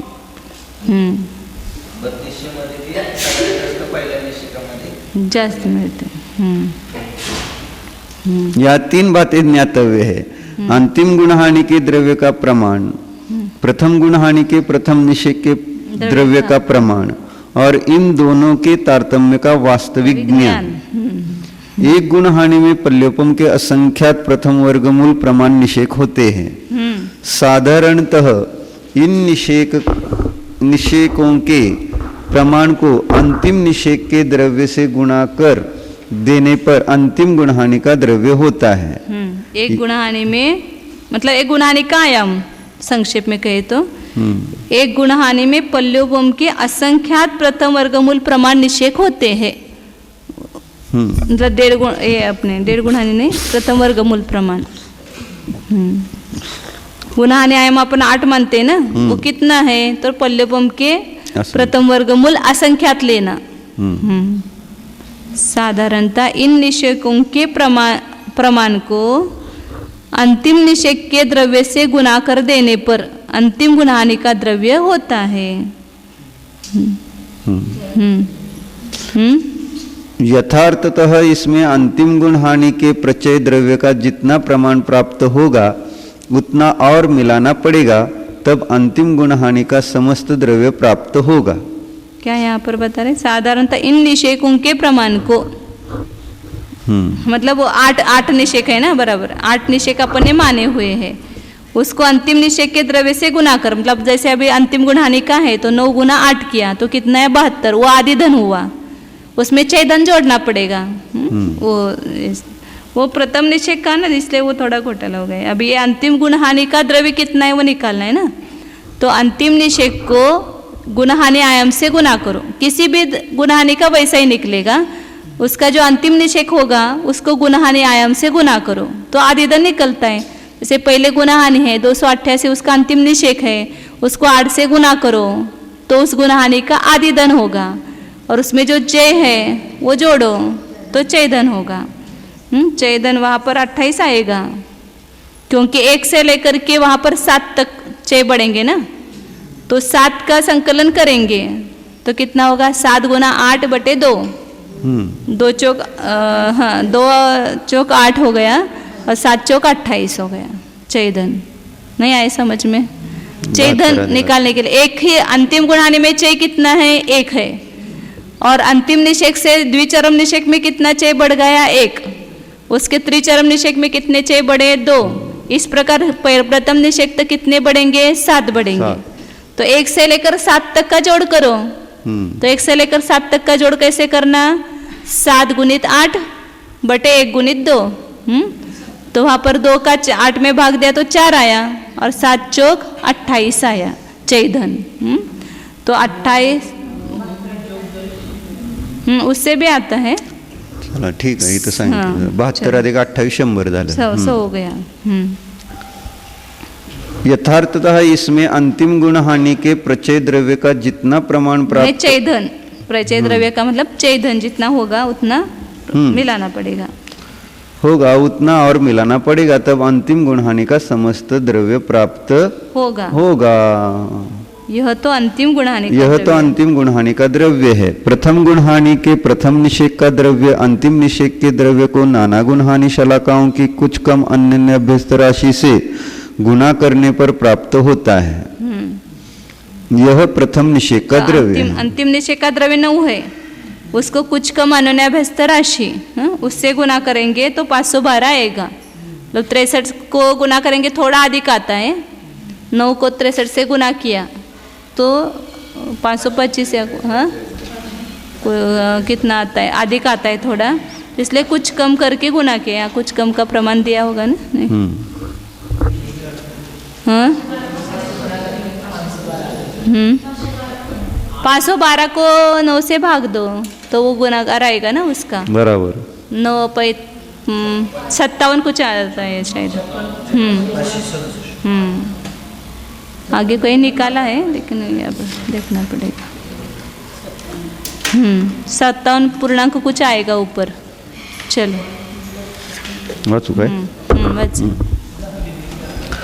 यह प्रथम निषेक का द्रव्य है, जैसा कि प्रदेश विरचित अल्प बहुत्व से ज्ञात होता है कि अंतिम गुण हानि के द्रव्य से प्रथम निषेक का द्रव्य असंख्यात गुना है। यह बात तभी बन सकती है जबकि डेढ़ गुण हानि गुणित पल्योपम के असंख्यात प्रथम वर्गमूल के प्रमाण से नाना गुण हानियों की अन्य अभ्यस्त राशि असंख्यात गुणी मान ली जाती है। मतलब ये 3 ध्यान में आएगा देखो। अंतिम गुण हानि का अंतिम निषेक, उससे अंतिम गुण हानि का पूरा द्रव्य कितना का 1.5 गुण हानि गुणित है। मतलब 100/9 से गुना करो उसको। 9 को 100/9 से गुना करो, मतलब कुछ कम 1.5 गुण हानि है तो उससे गुणित किया, और उस अंतिम गुण हानि के द्रव्य को कुछ कम अन्योन्याभ्यस्त राशि से गुना किया। अंतिम निषेक के द्रव्य को कुछ कम अन्योन्याभ्यस्त राशि से गुना किया तो प्रथम निषेक आया। तो इससे वो अधिक है, अंतिम गुण हानि के द्रव्य से अधिक है, इसलिए 1.5 गुण हानि के द्रव्य से भी अन्योन्याभ्यस्त राशि है वो असंख्यात गुणी है। वापिस एक बार युक्ति से जानो। क्या युक्ति दी है यहाँ पर? अंतिम निषेक का द्रव्य उससे पूरे अंतिम गुण हानि का द्रव्य 1.5 गुण हानि गुणित है, और उस अंतिम गुण हानि के द्रव्य से भी प्रथम निषेक का द्रव्य असंख्यात गुना है। बराबर। तो यहाँ अंतिम निषेक को अपन कुछ कम अन्योन्याभ्यस्त राशि से गुना करते हैं तो प्रथम निषेक का द्रव्य आता है। तो इसलिए 1.5 गुण हानि से भी अन्योन्याभ्यस्त राशि असंख्यात गुणी है, ये सिद्ध हो गया। नहीं आया समझ में आया। जैसे 9, 100 और 5 से 12 अपने अंक संदृष्टि से रखो वहां पर। तो 9 को 1.5 गुण हानि से गुना किया, मतलब 100/9 से गुना किया तो कितना आया? 100 आया। और 9 को 57 से गुना किया, 57 ऊपर कुछ आएगा उसका दे लेना पड़ेगा। मैं 512/9 ऐसा किया तो भी चलता है। 9 को 512/9 से गुना किया तब प्रथम निषेक आया है। तो इसलिए वो 1.5 गुण, वहाँ गुणकार कितना है? अंतिम निषेक से अंतिम गुण हानि का 1.5 गुण हानि गुणकार है, और यहाँ अंतिम निषेक से प्रथम निषेक में गुणकार क्या है? कुछ कम अन्योन्याभ्यस्त राशि है। तो 1.5 गुण हानि से गुना किया तो 100 ही आया, और अन्योन्याभ्यस्त राशि से गुना किया तो 512 आया। तो इसका अर्थ वो अन्योन्याभ्यस्त राशि ये संख्या बड़ी है 1.5 गुण हानि से। 1.5 गुण हानि भी प्रथम वर्गमूल के असंख्यात वर्गमूल प्रमाण है। यह आचार्य क्या सिद्ध कर रहे हैं कि 1.5 गुण हानि से अन्योन्याभ्यस्त राशि असंख्यात गुणी है। बराबर। इसलिए वो भी प्रथम वर्गमूल असंख्यात है, और ये भी प्रथम वर्गमूल असंख्यात है। मतलब गुण हानि का भी प्रमाण कितना बताया? पल्योपम का प्रथम वर्गमूल गुणित असंख्यात। असंख्यात प्रथम वर्गमूल। असंख्यात प्रथम वर्गमूल प्रमाण पल्योपम के। और जो कौन है ये? गुण हानि आयाम। और अन्योन्याभ्यस्त राशि जो है वो भी क्या है? प्रथम वर्गमूल गुणित असंख्यात है। और 1.5 इसको 1.5 गुना करो तो भी वह प्रथम वर्गमूल असंख्यात ही आएंगे। बराबर। तो इस 1.5 गुणा हानि से अन्योन्याभ्यस्त राशि असंख्यात गुणी है। ये भी असंख्यात प्रथम वर्गमूल है और ये भी असंख्यात प्रथम वर्गमूल है, लेकिन इस 1.5 गुणा हानि से अन्योन्याभ्यस्त राशि असंख्यात गुणी है। बराबर। ये कैसे जाना, इसको कैसे सिद्ध किया? तो यहाँ अंतिम निषेक जो है 9, इससे जो अंतिम गुण हानि का द्रव्य है 100, ये इससे 1.5 गुणा है, कुछ कम 1.5 गुणा है। मतलब इसमें गुणकार क्या है? पल्लवम के प्रथम असंख्यात वर्गमूल है ना, उसमें गुणकार 1.5 गुणहानि का गुणकार है। और यहाँ 9 और 512 इसमें भी जो गुणकार है वह कितना है? वह भी अन्य कुछ कम अन्य व्यस्त राशि गुणकार है। मतलब 9 को 512/9 से गुना किया तो कितना आएगा? 512 आएगा। और 9 को 100/9 से गुना किया तो कितना आया? 100 आया। तो इसका अर्थ इस गुणकार से यह गुणकार छोटा है, मतलब इस गुणकार से यह गुणकार असंख्यात गुना है। मतलब यह 1.5 गुणहानि गुणकार है और यह अन्य व्यस्त राशि गुणकार है, कुछ कम अन्य व्यस्त राशि गुणकार है। तो उसके बिना ये जो लब्ध आया है वह छोटा नहीं आता ना। यहाँ पर अन्य व्यस्त राशि से गुना करने पर लब्ध आया है, वो इससे असंख्यात गुना लब्ध आया है। अंतिम गुणहानि से भी असंख्यात गुना लब्ध आया है। तो इसका अर्थ है कि 1.5 गुणहानि से अन्य व्यस्त राशि असंख्यात गुनी है। वो अभी कुछ कम 1.5 गुणहानि का प्रमाण कैसे लेंगे? तो अंक संतुष्टि से जो माना है वही लेंगे ना यहाँ पर। मतलब यहाँ 9 को 100 से गुना करते तो 11 से ऊपर हो जाता है ना। 11 और 1/9 1/10 होगा क्या? 9 ही कहेंगे ना, 1/9 होता है 1.5 गुणहानि। कुछ कम मतलब 12 करेंगे तो पूरी 1.5 गुणहानि होगी, तो एक कुछ कम 1.5 गुणहानि हुई। और ये अन्य व्यस्त राशि 512/9 है। तो यहाँ पर 9 45 6 रह गया, 9 7 63 आहे, ते जास्त होते ना। 56.7 लिहाय. 9 5 45 9 सख्ख 54 9 9 सख्ख जाते 54। तो वहाँ कितने रहे? 8/9 80 जात नाही. 8/9 रहे 56.8/9 बराबर. इतने कुछ कम अन्य व्यस्त राशि है 64 और उसमें कुछ कम किया तो 56.8/9 लिया। नहीं, वो प्रमाण लाने के लिए अपने को तो 512 और 100 लाना है ना, इसलिए उसका भाग दिया। जब भी कोई संख्या है गुणकार निकालना है तो अगली संख्या में पिछली संख्या का भाग दो तो गुणकार का प्रमाण होता है।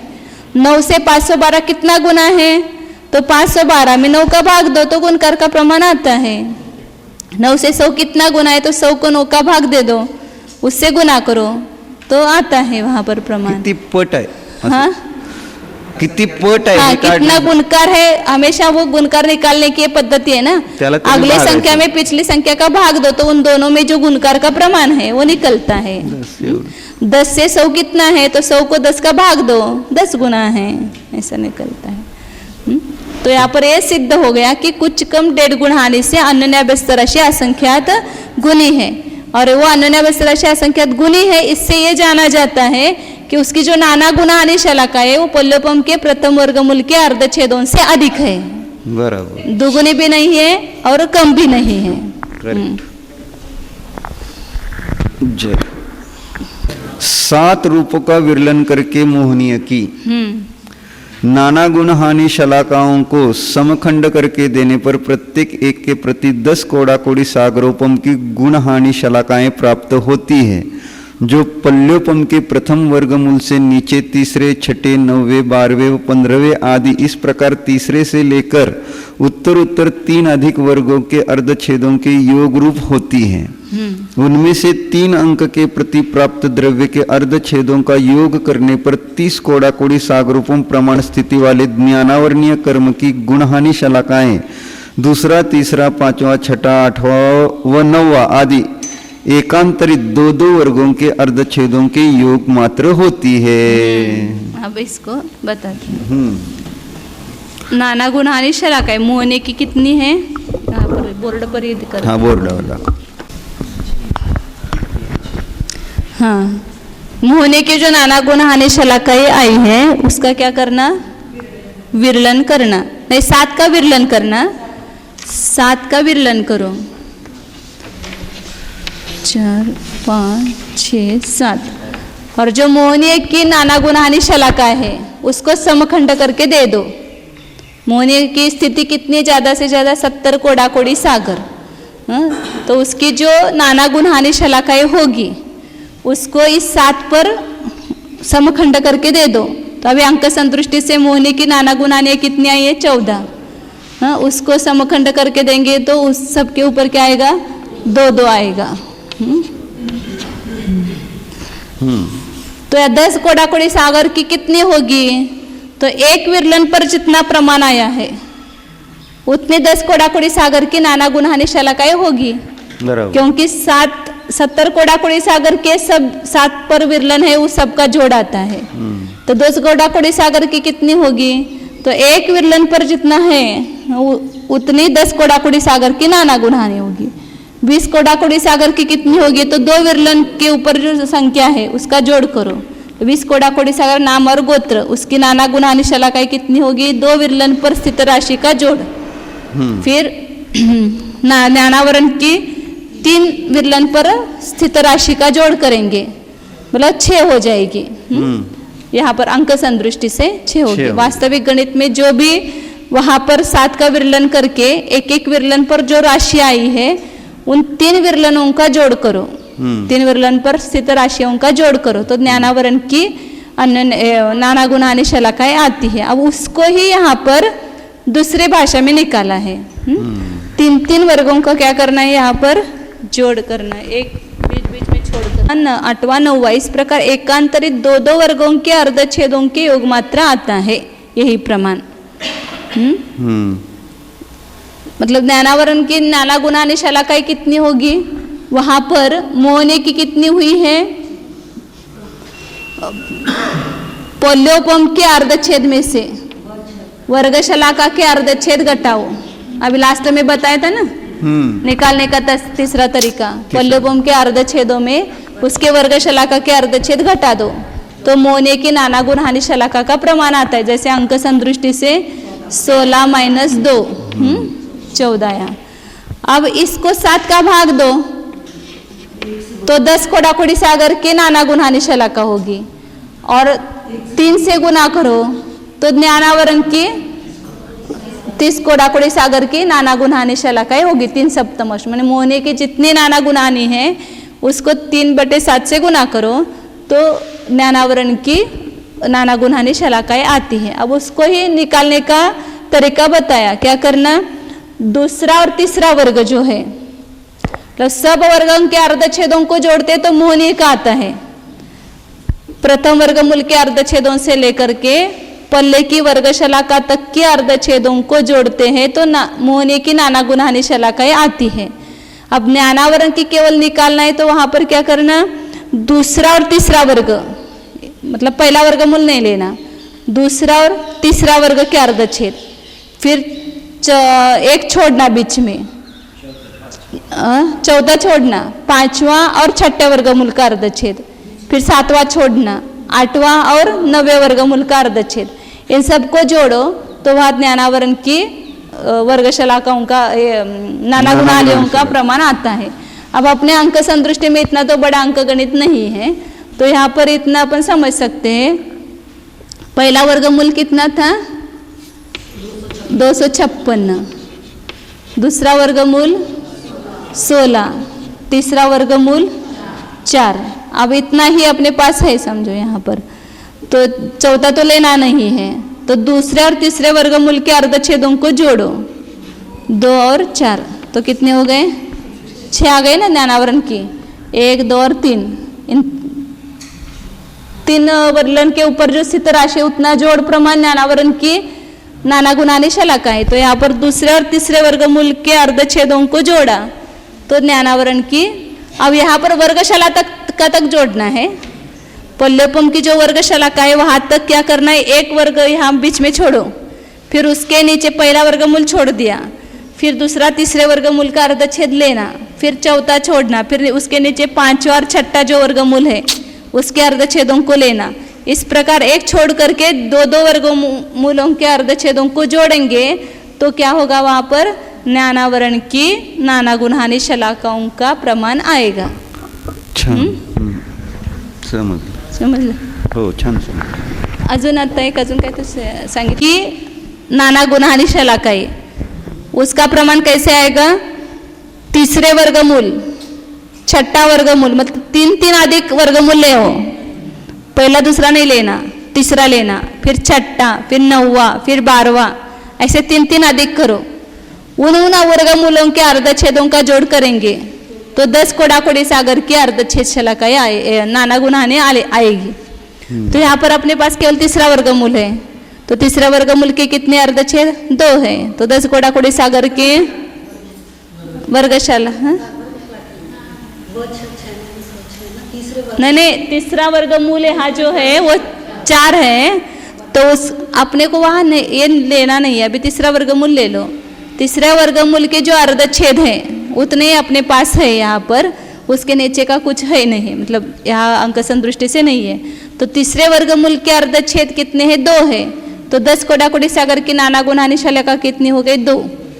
वास्तविक गणित में तीसरा, छठा, 9वां, 12वां जो वर्गमूल आएगा उन सब अर्धच्छेदों का जोड़ करेंगे तो वहाँ 10 कोडाकोड़ी सागर की नाना गुणानी शलाकाएं आती है।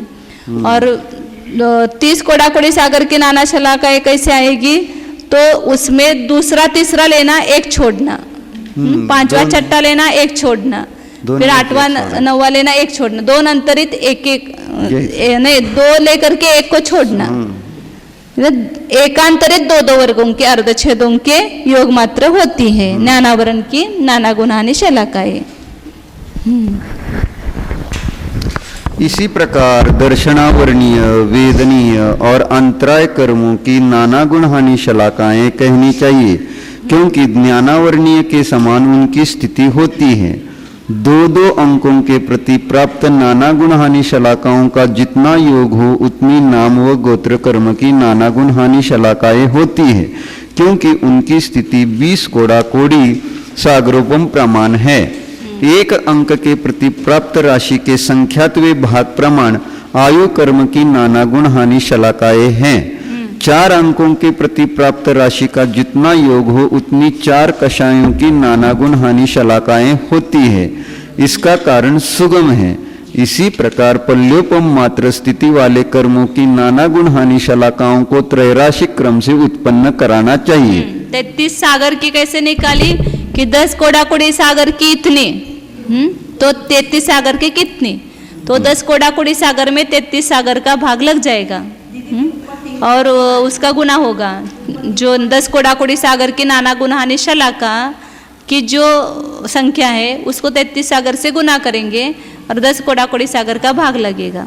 इसलिए वो बताए ना, 1 अंक के प्रति प्राप्त राशि के संख्यात्वे भाग प्रमाण आयु कर्म की 10 कोडाकोड़ी का भाग लग गया ना, इसलिए वहाँ पर संख्यात्वे भाग प्रमाण है। मतलब त्रैराशिक करेंगे ना, 10 कोडाकोड़ी सागर की कितनी हो गई? वर्ग पल्ले के अर्धच्छेद माइनस वर्ग शलाका क्या, इसमें नोट्स में है देखो, 69 पेज पर है, 69 पेज पर आयु कर्म की नाना गुण हानियाँ कितनी है? 1 अंक के प्रति प्राप्त राशि जो है 1 विरलन पर प्राप्त राशि, मतलब ही 10 कोडाकोड़ी सागर की नाना गुण हानि शलाकाएं हैं। तो प्रमाण राशि होगी 10 कोडाकोड़ी सागर, फल राशि है अर्धच्छेद माइनस वर्ग शलाका के अर्धच्छेद बटे 7, इतनी 10 कोडाकोड़ी सागर की नाना गुण हानि शलाकाएं हैं।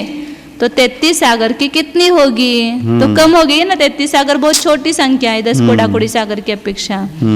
तो जो 10 कोडाकोड़ी सागर की नाना गुण हानि शलाका है उसको 33 सागर से गुना करो और 10 कोडाकोड़ी सागर से भाग दो, उतने आयु कर्म की नाना गुण हानियाँ होगी। क्या होगी? नाना गुण हानियाँ, हाँ हो जाएगी। नहीं, मतलब ऐसा समझ सकते उसमें 33 सागर में एक सागर में पल्ले कितने होते हैं? 10 कोडाकोड़ी पल्ले होते हैं। एक सागर में 10 कोडाकोड़ी पल्ले होते हैं। तो गुणाहानि आयाम कितना है? पल्योपम के असंख्यात प्रथम वर्गमूल प्रमाण, मतलब पल्योपम से कम ही है ना। तो फिर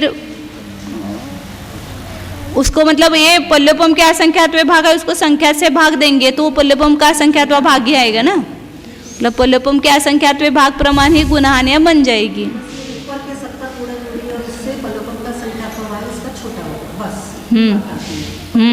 वो तो बहुत छोटा होगा, 10 कोडाकोड़ी सागर का भाग है तो छोटा होगा। 33 सागर की भी नाना गुणहानियाँ पल्योपम के असंख्यात्वे भाग प्रमाण होगी, एक पल्ले की भी होगी। हाँ, इसी प्रकार पल्योपम मात्र स्थिति वाले कर्मों की नाना गुणानि शलाकाओं को त्रैराशिक क्रम से उत्पन्न कराना चाहिए। तो 10 कोडाकोड़ी सागर मतलब 10 कोडाकोड़ी गुणित 10 कोडाकोड़ी पल्ले होंगे, उसकी इतनी, तो एक पल्ले की कितनी, ऐसा करेंगे। ज्ञानावरणीय की अन्य अभ्यस्त राशि से 1.5 गुण हानियां असंख्यात। जहाँ पर संख्यात वर्ष प्रमाण आयु होती है वहाँ गुणहानि नहीं होती है। जहाँ संख्यात वर्ष प्रमाण आयु है वहाँ पर गुणहानि अनेक बनेगी, लेकिन संख्यात वर्ष प्रमाण आयु की एक भी गुणहानि पूरी नहीं होती है। ज्ञानावरणीय की अन्य अभ्यस्त राशि से 1.5 गुण हानियां असंख्यात गुणी हैं। अब देखो या उल्टा हो गया। हाँ। वो मोहनीय का था, जो मोहनीय की 1.5 गुण हानि है उससे अन्य अभ्यस्त राशि असंख्यात गुणी थी। यही मुझे बताना था, याद वो थोड़ा सा हो गया जमलिंग, कि ज्ञानावरण की अन्य अभ्यस्त राशि से 1.5 गुण हानि असंख्यात गुणी है, क्योंकि उसकी नाना गुणानियाँ कम है। उतने प्रमाण 2-2 का अंक रख करके परस्पर गुणा करेंगे तो अन्य अभ्यस्त राशि छोटी आएगी ना, कम आएगी, और गुणहानि आयाम जो है वो बड़ा आएगा। यहाँ पर ज्ञानावरण का उल्टा होगा, मोहनीय से ज्ञानावरण का उल्टा होगा। मोहनीय की नाना गुणानि शलाकाएं अधिक है, इसलिए उतने प्रमाण अपन 2-2 रखते तो वो अन्य अभ्यस्त राशि बड़ी आती है। लेकिन यहाँ पर नाना गुणानि शलाकाएं कम है ज्ञानावरण की, 3/7 है उससे, इसलिए उतने प्रमाण अपन 2-2 का अंक रखेंगे तो गुणहानि आयाम से भी छोटी आएगी अन्य अभ्यस्त राशि। इससे और आगे कहे गए प्रदेश विरचित अल्प बहुत्व से जाना जाता है कि ज्ञानावरणीय की नाना गुण हानि शलाकाएं पल्योपम के द्वितीय वर्गमूल के अर्धच्छेदों से विशेष अधिक है। यथा अंतिम निषेक सबसे स्तोक है, उससे प्रथम निषेक असंख्यात गुणा है, उससे अंतिम गुण हानि का द्रव्य असंख्यात गुणा है। ये उल्टा हो गया ना। वहाँ अंतिम निषेक से अंतिम गुण हानि का द्रव्य और अंतिम गुण हानि के द्रव्य से प्रथम निषेक का द्रव्य, ऐसा था मोहनीय में अल्पभूत्व। लेकिन ज्ञानावरण के इसमें अल्पभूत्व कैसे बताया, अंतिम निषेक सबसे स्तोक है, उससे प्रथम निषेक असंख्यात गुणा है, उस प्रथम निषेक से भी अंतिम गुण हानि का द्रव्य असंख्यात गुणा है, क्योंकि उसमें कम गुण हानियां बनेगी तो वहाँ अंतिम गुण हानि में द्रव्य ज्यादा आएगा वहाँ पर। यह प्रदेश विरचित अल्पभूत्व है। इन नाना गुणहानि शलाकाओं से अपने अपने कर्म की स्थिति को अपवर्तित करने पर सब कर्मों में संख्या से समभाव को प्राप्त गुणहानि का प्रमाण अर्थात गुणहानि के काल का प्रमाण उत्पन्न होता है। काय एक मिनिट मी वरच बघत होते, ऊपर का भी वो लाइन होगी ना, ज्ञानावरणीय की नाना गुणानि शलाकाएं पल्योपम के द्वितीय वर्गमूल के अर्धच्छेदों से विशेष अधिक है। जैसे अभी अपन ने द्वितीय वर्गमूल का अर्धच्छेद कितने 4 आए थे, 16 के अर्धच्छेद, तो ज्ञानावरण की नाना गुणानि शलाकाएं कितनी आई, 6 आई, तो 4 से अधिक है वो। तो पल्योपम के द्वितीय वर्गमूल के अर्धच्छेदों से विशेष अधिक है। मोहनीय की जो है वो पल्योपम के प्रथम वर्गमूल के अर्धच्छेदों से अधिक है, और ज्ञानावरण की जो है वो द्वितीय वर्गमूल के अर्धच्छेदों से कुछ अधिक है। इन नाना गुणहानि शलाकाओं से अपने अपने कर्म स्थिति को अपवर्तित करने पर सब कर्मों में संख्या से समभाव को प्राप्त गुणहानि का प्रमाण अर्थात गुणहानि के काल का प्रमाण उत्पन्न होता है। मतलब गुणहानि आयाम, हाँ, नाना गुणहानि शलाकाओं से अपने अपने कर्म स्थिति को अपवर्तित करते हैं। हाँ, तो सबके गुणहानि आयाम का प्रमाण समान ही है। बराबर। आयु कर्म की नाना गुणहानि शलाकाएं सबसे स्तोक है, उससे नाम व गोत्र कर्म की नाना गुणहानि शलाकाएं संख्यात गुणी है, उनसे ज्ञानावरणीय दर्शनावरणीय वेदनीय व अंतराय की गुणहानि शलाकाएं विशेष अधिक है, उनसे मोहनीय की गुणहानि शलाकाएं संख्यात गुणी है। इसका कारण सुगम है, क्योंकि वो अभी देखा था ना अपने नाम गोत्र की 4 हुई तो ज्ञानावरण दर्शनावरण की 6 हुई तो विशेष अधिक हुई, और उससे मोहनीय की 2 गुने से अधिक हो गई ना, तो इसलिए संख्यात गुणी है। नहीं गुणहानि शलाकाएं 14 है ना उसकी, 14 तो 6 से 2 गुने मतलब से भी अधिक हो गई, इसलिए संख्यात गुणी है ऐसा कहा। आयु कर्म की अन्यन्यभ्यस्त राशि सबसे स्तोक है, उससे नाम व गोत्र की अन्यन्यभ्यस्त राशि असंख्यात गुणी है, उससे 30 कोड़ा कोड़ी प्रमाण स्थिति वाले ज्ञानावर्णीय आदि की अन्यन्य अभ्यस्त राशि परस्पर समान होकर के असंख्यात गुणी है, इससे मोहनीय की अन्यन्य अभ्यस्त राशि असंख्यात गुणी है। इस प्रकार प्रमाण प्ररूपणा समाप्त हुई। नाना गुणानि शलाका में जिस प्रकार ये है तो उसी प्रकार इसमें भी अंतर आएगा, लेकिन इसमें असंख्यात गुना हो गया। इसमें वो नाना गुणानि शलाका है तो संख्यात गुणी है, आयु कर्म से नाम गोत्र की संख्यात गुणी और उससे ज्ञानावरण की विशेष अधिकार होने की संख्यात गुणी, लेकिन उसकी जो अन्यन्यव्यस्त राशि आएगी वो असंख्यात गुणी होगी। क्योंकि उतने प्रमाण दो दो का अंक रख करके परस्पर गुणा करेंगे तब वो अन्यन्यव्यस्त राशि आएगी ना। हाँ, ते संख्यात गुणी हो नहीं सकते ना, उसके 20 कोड़ा कोड़ी सागर और इसके 10 कोड़ा कोड़ी सागर अधिक है ना, 1.5 गुना है उसके इसके अपेक्षा। सब कर्मों की नाना गुण हानि शलाकाएं सबसे स्तोक है। उनसे एक प्रदेश गुण हानि स्थानांतर असंख्यात गुना है। गुणकार क्या है? गुणकार पल्योपम का असंख्यातवा भाग है, जो पल्योपम के असंख्यात प्रथम वर्गमूल मात्र है, अल्पभूत व नाना समाप्त गुणहानि शलाकाएं प्रथम वर्गमूल का असंख्यातवा भाग है और गुणहानि आयाम असंख्यात प्रथम वर्गमूल प्रमाण है, इसलिए वही उसका गुणकार बताया, अल्पभूत व समाप्त हुआ। अब सर्वप्रथम इस संदृष्टि का विन्यास क्रम कहते हैं। यथा, यहाँ यथा का ऊपर संदृष्टि है, ये तो अपने को पता ही है, सब दिमाग में कितने बार आ गया है ना ये। संदृष्टि में यथा, यहाँ संदृष्टि में समय प्रबद्ध का प्रमाण 6300 ग्रहण किया है। कर्म स्थिति की दीर्घता का प्रमाण 48 है। नाना गुणहानि शलाकाएं 6 है। इससे 48 समय प्रमाण कर्म स्थिति को अपवर्तित करने पर लब्ध 8 समय प्रमाण 1 गुणहानि होती है। गुणहानि को द्विगुणित करने पर निषेक भागहार का प्रमाण 16 होता है। प्रथम निषेक का प्रमाण 512 है। निषेक भागहार का प्रमाण निषेक में भाग देने पर निषेक भागहार का प्रथम निषेक में भाग देने पर लब्ध 32 गोपुच्छ विशेष का प्रमाण है, निश्चय का प्रमाण। इससे आधा 16 द्वितीय गुणहानि का गोपुच्छ विशेष है।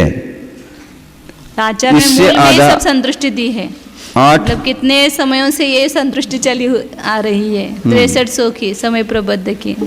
इससे आधा 8 तृतीय गुणहानि का गोपुच्छ विशेष है।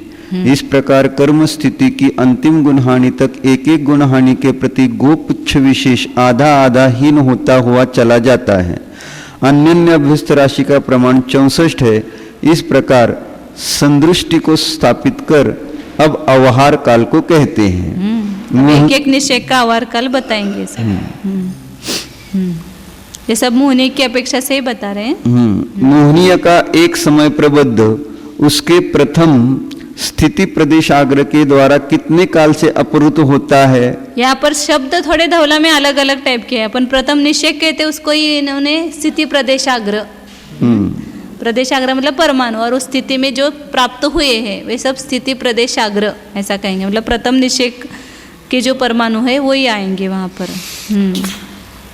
एक प्रदेश गुणहानि स्थान, अपन जिसको गुणहानि आयाम कहते हैं वो एक प्रदेश गुणहानि स्थानांतर ऐसा कहते हैं। मतलब जहाँ पर गुणहानि बदल गई वहाँ पर एक प्रदेश गुणहानि स्थानांतर कहा। 1.5 गुणहानि स्थानांतर काल के द्वारा अपहृत होता है। यथा प्रथम गुणहानि एक समय प्रबद्ध में कुछ कम 1.5 गुणहानि का भाग देते तो प्रथम निषेक आता है, या संपूर्ण द्रव्य में प्रथम निषेक का भाग देंगे तो 1.5 गुणहानि आएगी। 6300 को 512 का भाग दिया तो 1.5 गुणहानि आती है, कुछ अधिक आती है। यथा कुछ अधिक 1.5 गुणहानि। प्रथम गुणहानि के प्रथम निषेक को स्थापित कर गुणहानि से अर्थात एक गुणहानि के काल से गुणित करने पर गुणहानि प्रमाण प्रथम निषेक होते हैं। प्रथम निषेक की अपेक्षा द्वितीय निषेक एक गोपुच्छ विशेष से हीन है।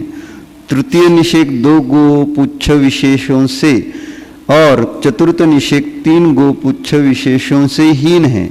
इस प्रकार जाकर प्रथम गुणहानि का म्हणजे हे परत दाखवावं लागेल. दाखवावं लागेल काय? म्हणजे हे कसं आलं ते अजून सांगा. 10 मिनिटं आहेत, वाचून तर काढतो, बरं.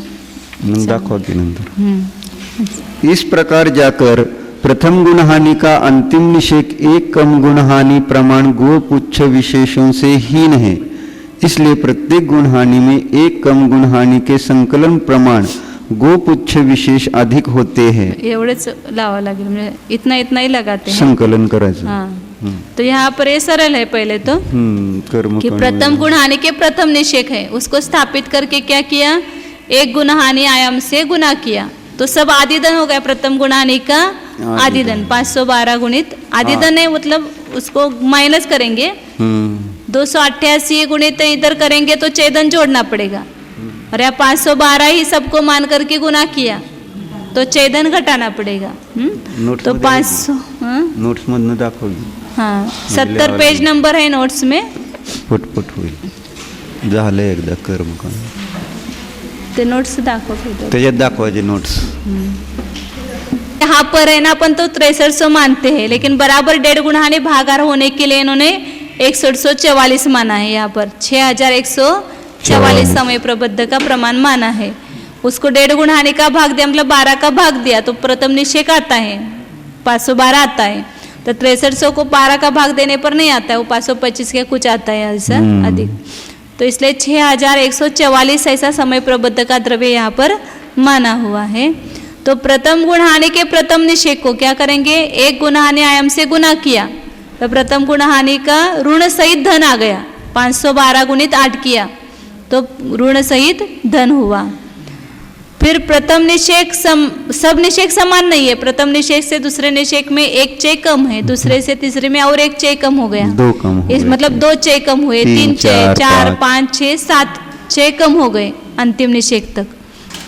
तो एक एक अधिक चय कम होते गए हैं. तो 512 गुणित 8 किया तो धन हो गया, और ऋण निकालना उसका. ऋण कितना है, तो पहले दूसरे निषेक में एक चय अधिक है तो 32 है. चय का प्रमाण कितना है, 32 है. तो इस प्रकार सब 32 एक एक बढ़ते गए, तो सब ऋणों का जोड़ करेंगे तो कितना आएगा वहां पर.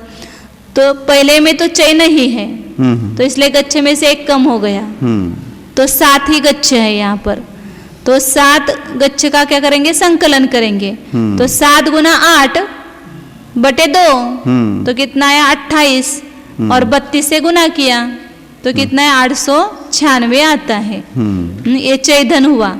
तो 512 गुणित 8 का जो प्रमाण आया था उसमें से घटा देंगे तो पहले गुणहानि का पूरा द्रव्य आता है वहां पर. झालं. इतना पढ़ते हैं आगे. हाँ. नंतर परत. अब एकादि एकोत्तर वृद्धि रूप. अब एकादि एकोत्तर वृद्धि रूप इन एक कम गुणहानि प्रमाण स्थानगत गोपुच्छ विशेषों को विशेषों का अपनयन करते हैं. यथा मूल से लेकर अग्र तक के इन गोपुच्छ विशेषों का जोड़ करने पर एक कम गुणहानि के आधे भाग प्रमाण जो प्रथम निषेक है उनके आधे भाग प्रमाण होते हैं. ऐसा भी निकाला वहां पर. प्रथम निषेक को भी आधा किया और पूरे गच्छ में से एक कम करके उसका आधा किया, और कितना हुआ वहां पर 896 आए.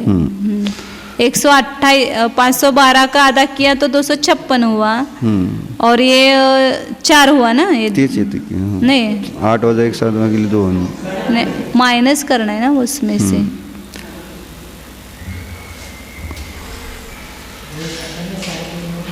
हाँ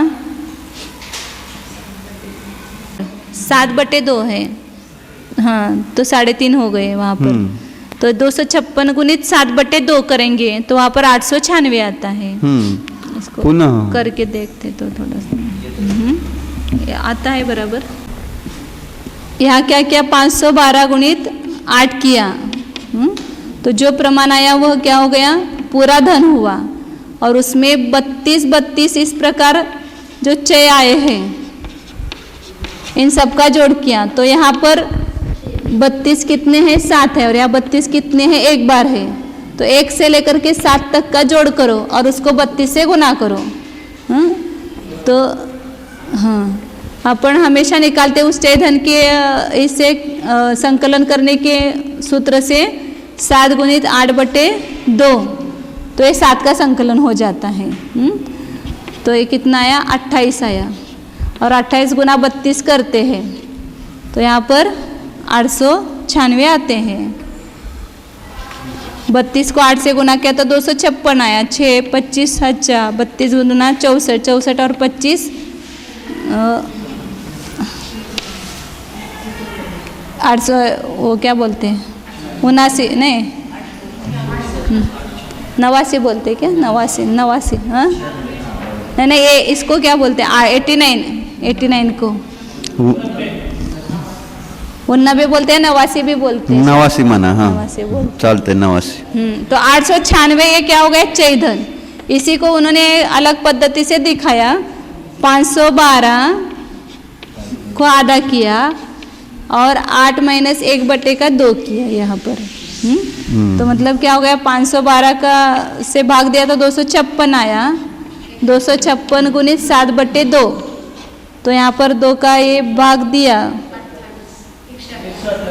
128। 128 को 7 से गुना किया तो 7 × 8 = 56, हाचा 5, 7 दूनी 14 और 5 9, 7 1 7 और 8, 896 आ गया। इस पद्धति से भी आता है वहाँ पर।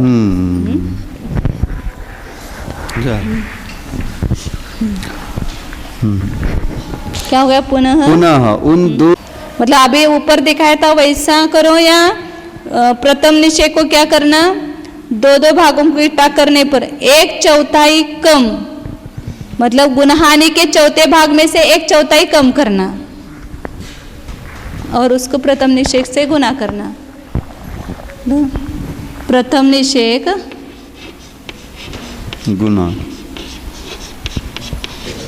गुना क्या करना? गुणहानि का चौथा भाग माइनस 1/4।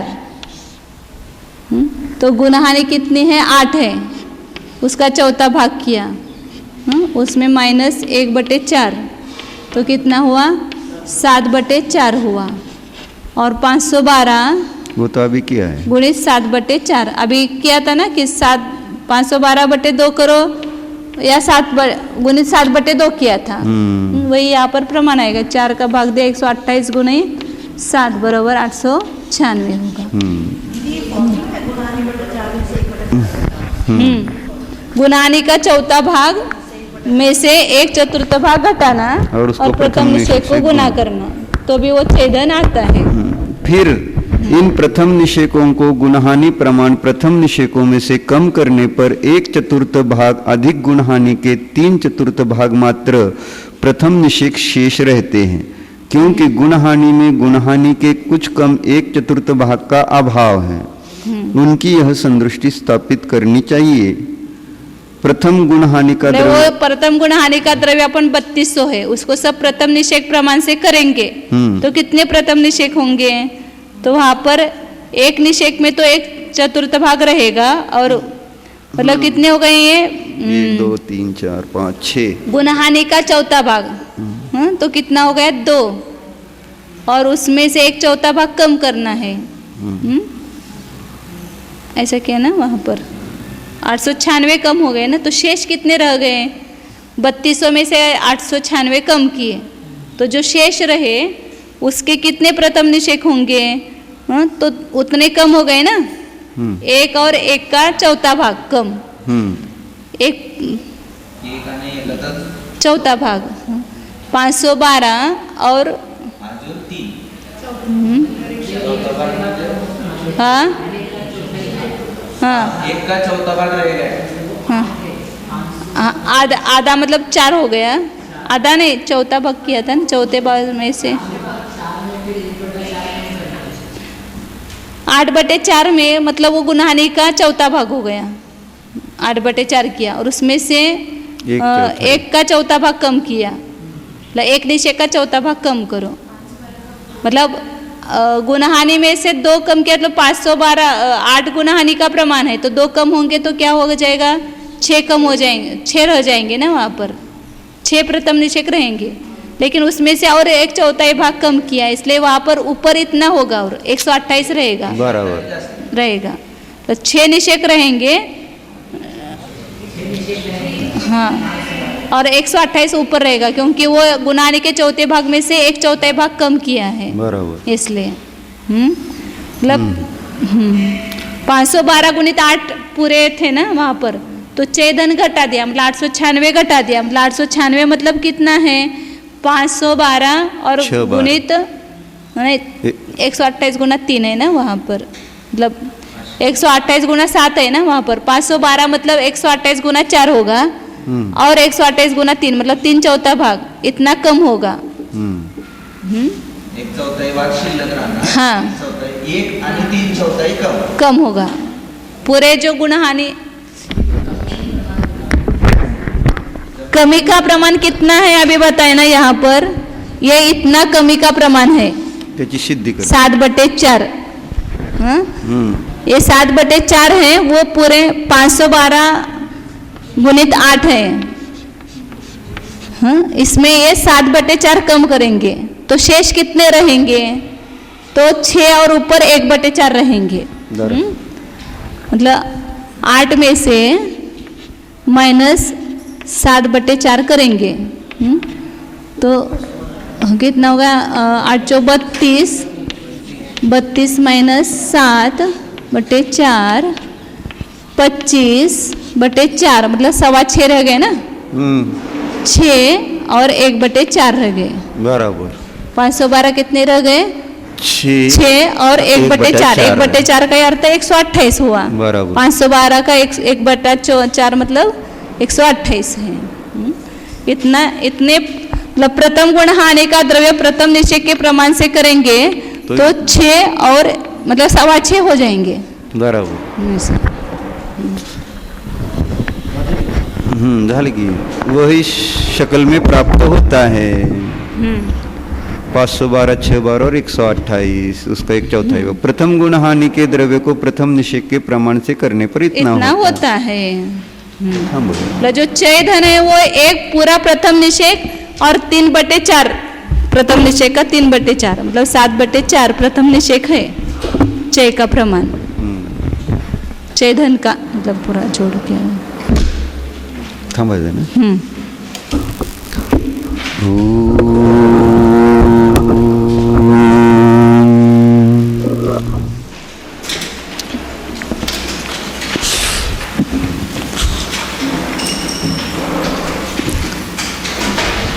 परिस्पंद रहित निष्कंप ध्रुव ऐसे निज स्वरूप को जानिए।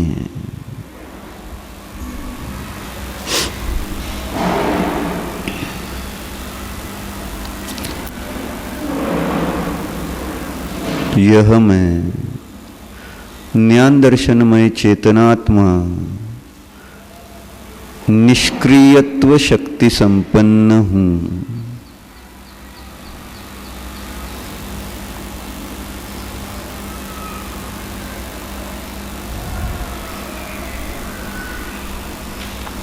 स्थिर हूँ,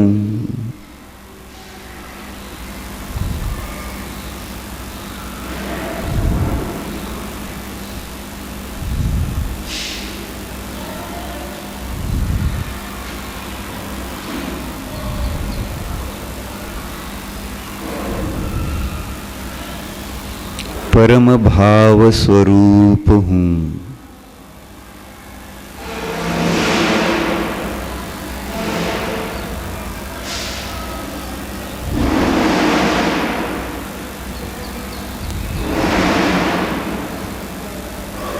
निराश्रय हूँ,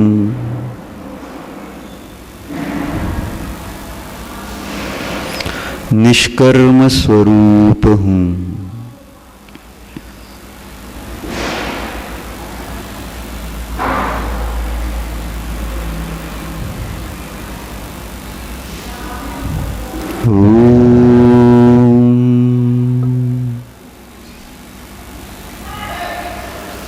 विसर्जन। नमो अरिहंताणं नमो सिद्धाणं नमो आयरियाणं नमो उवज्झायाणं नमो लोये सवसाहुणं।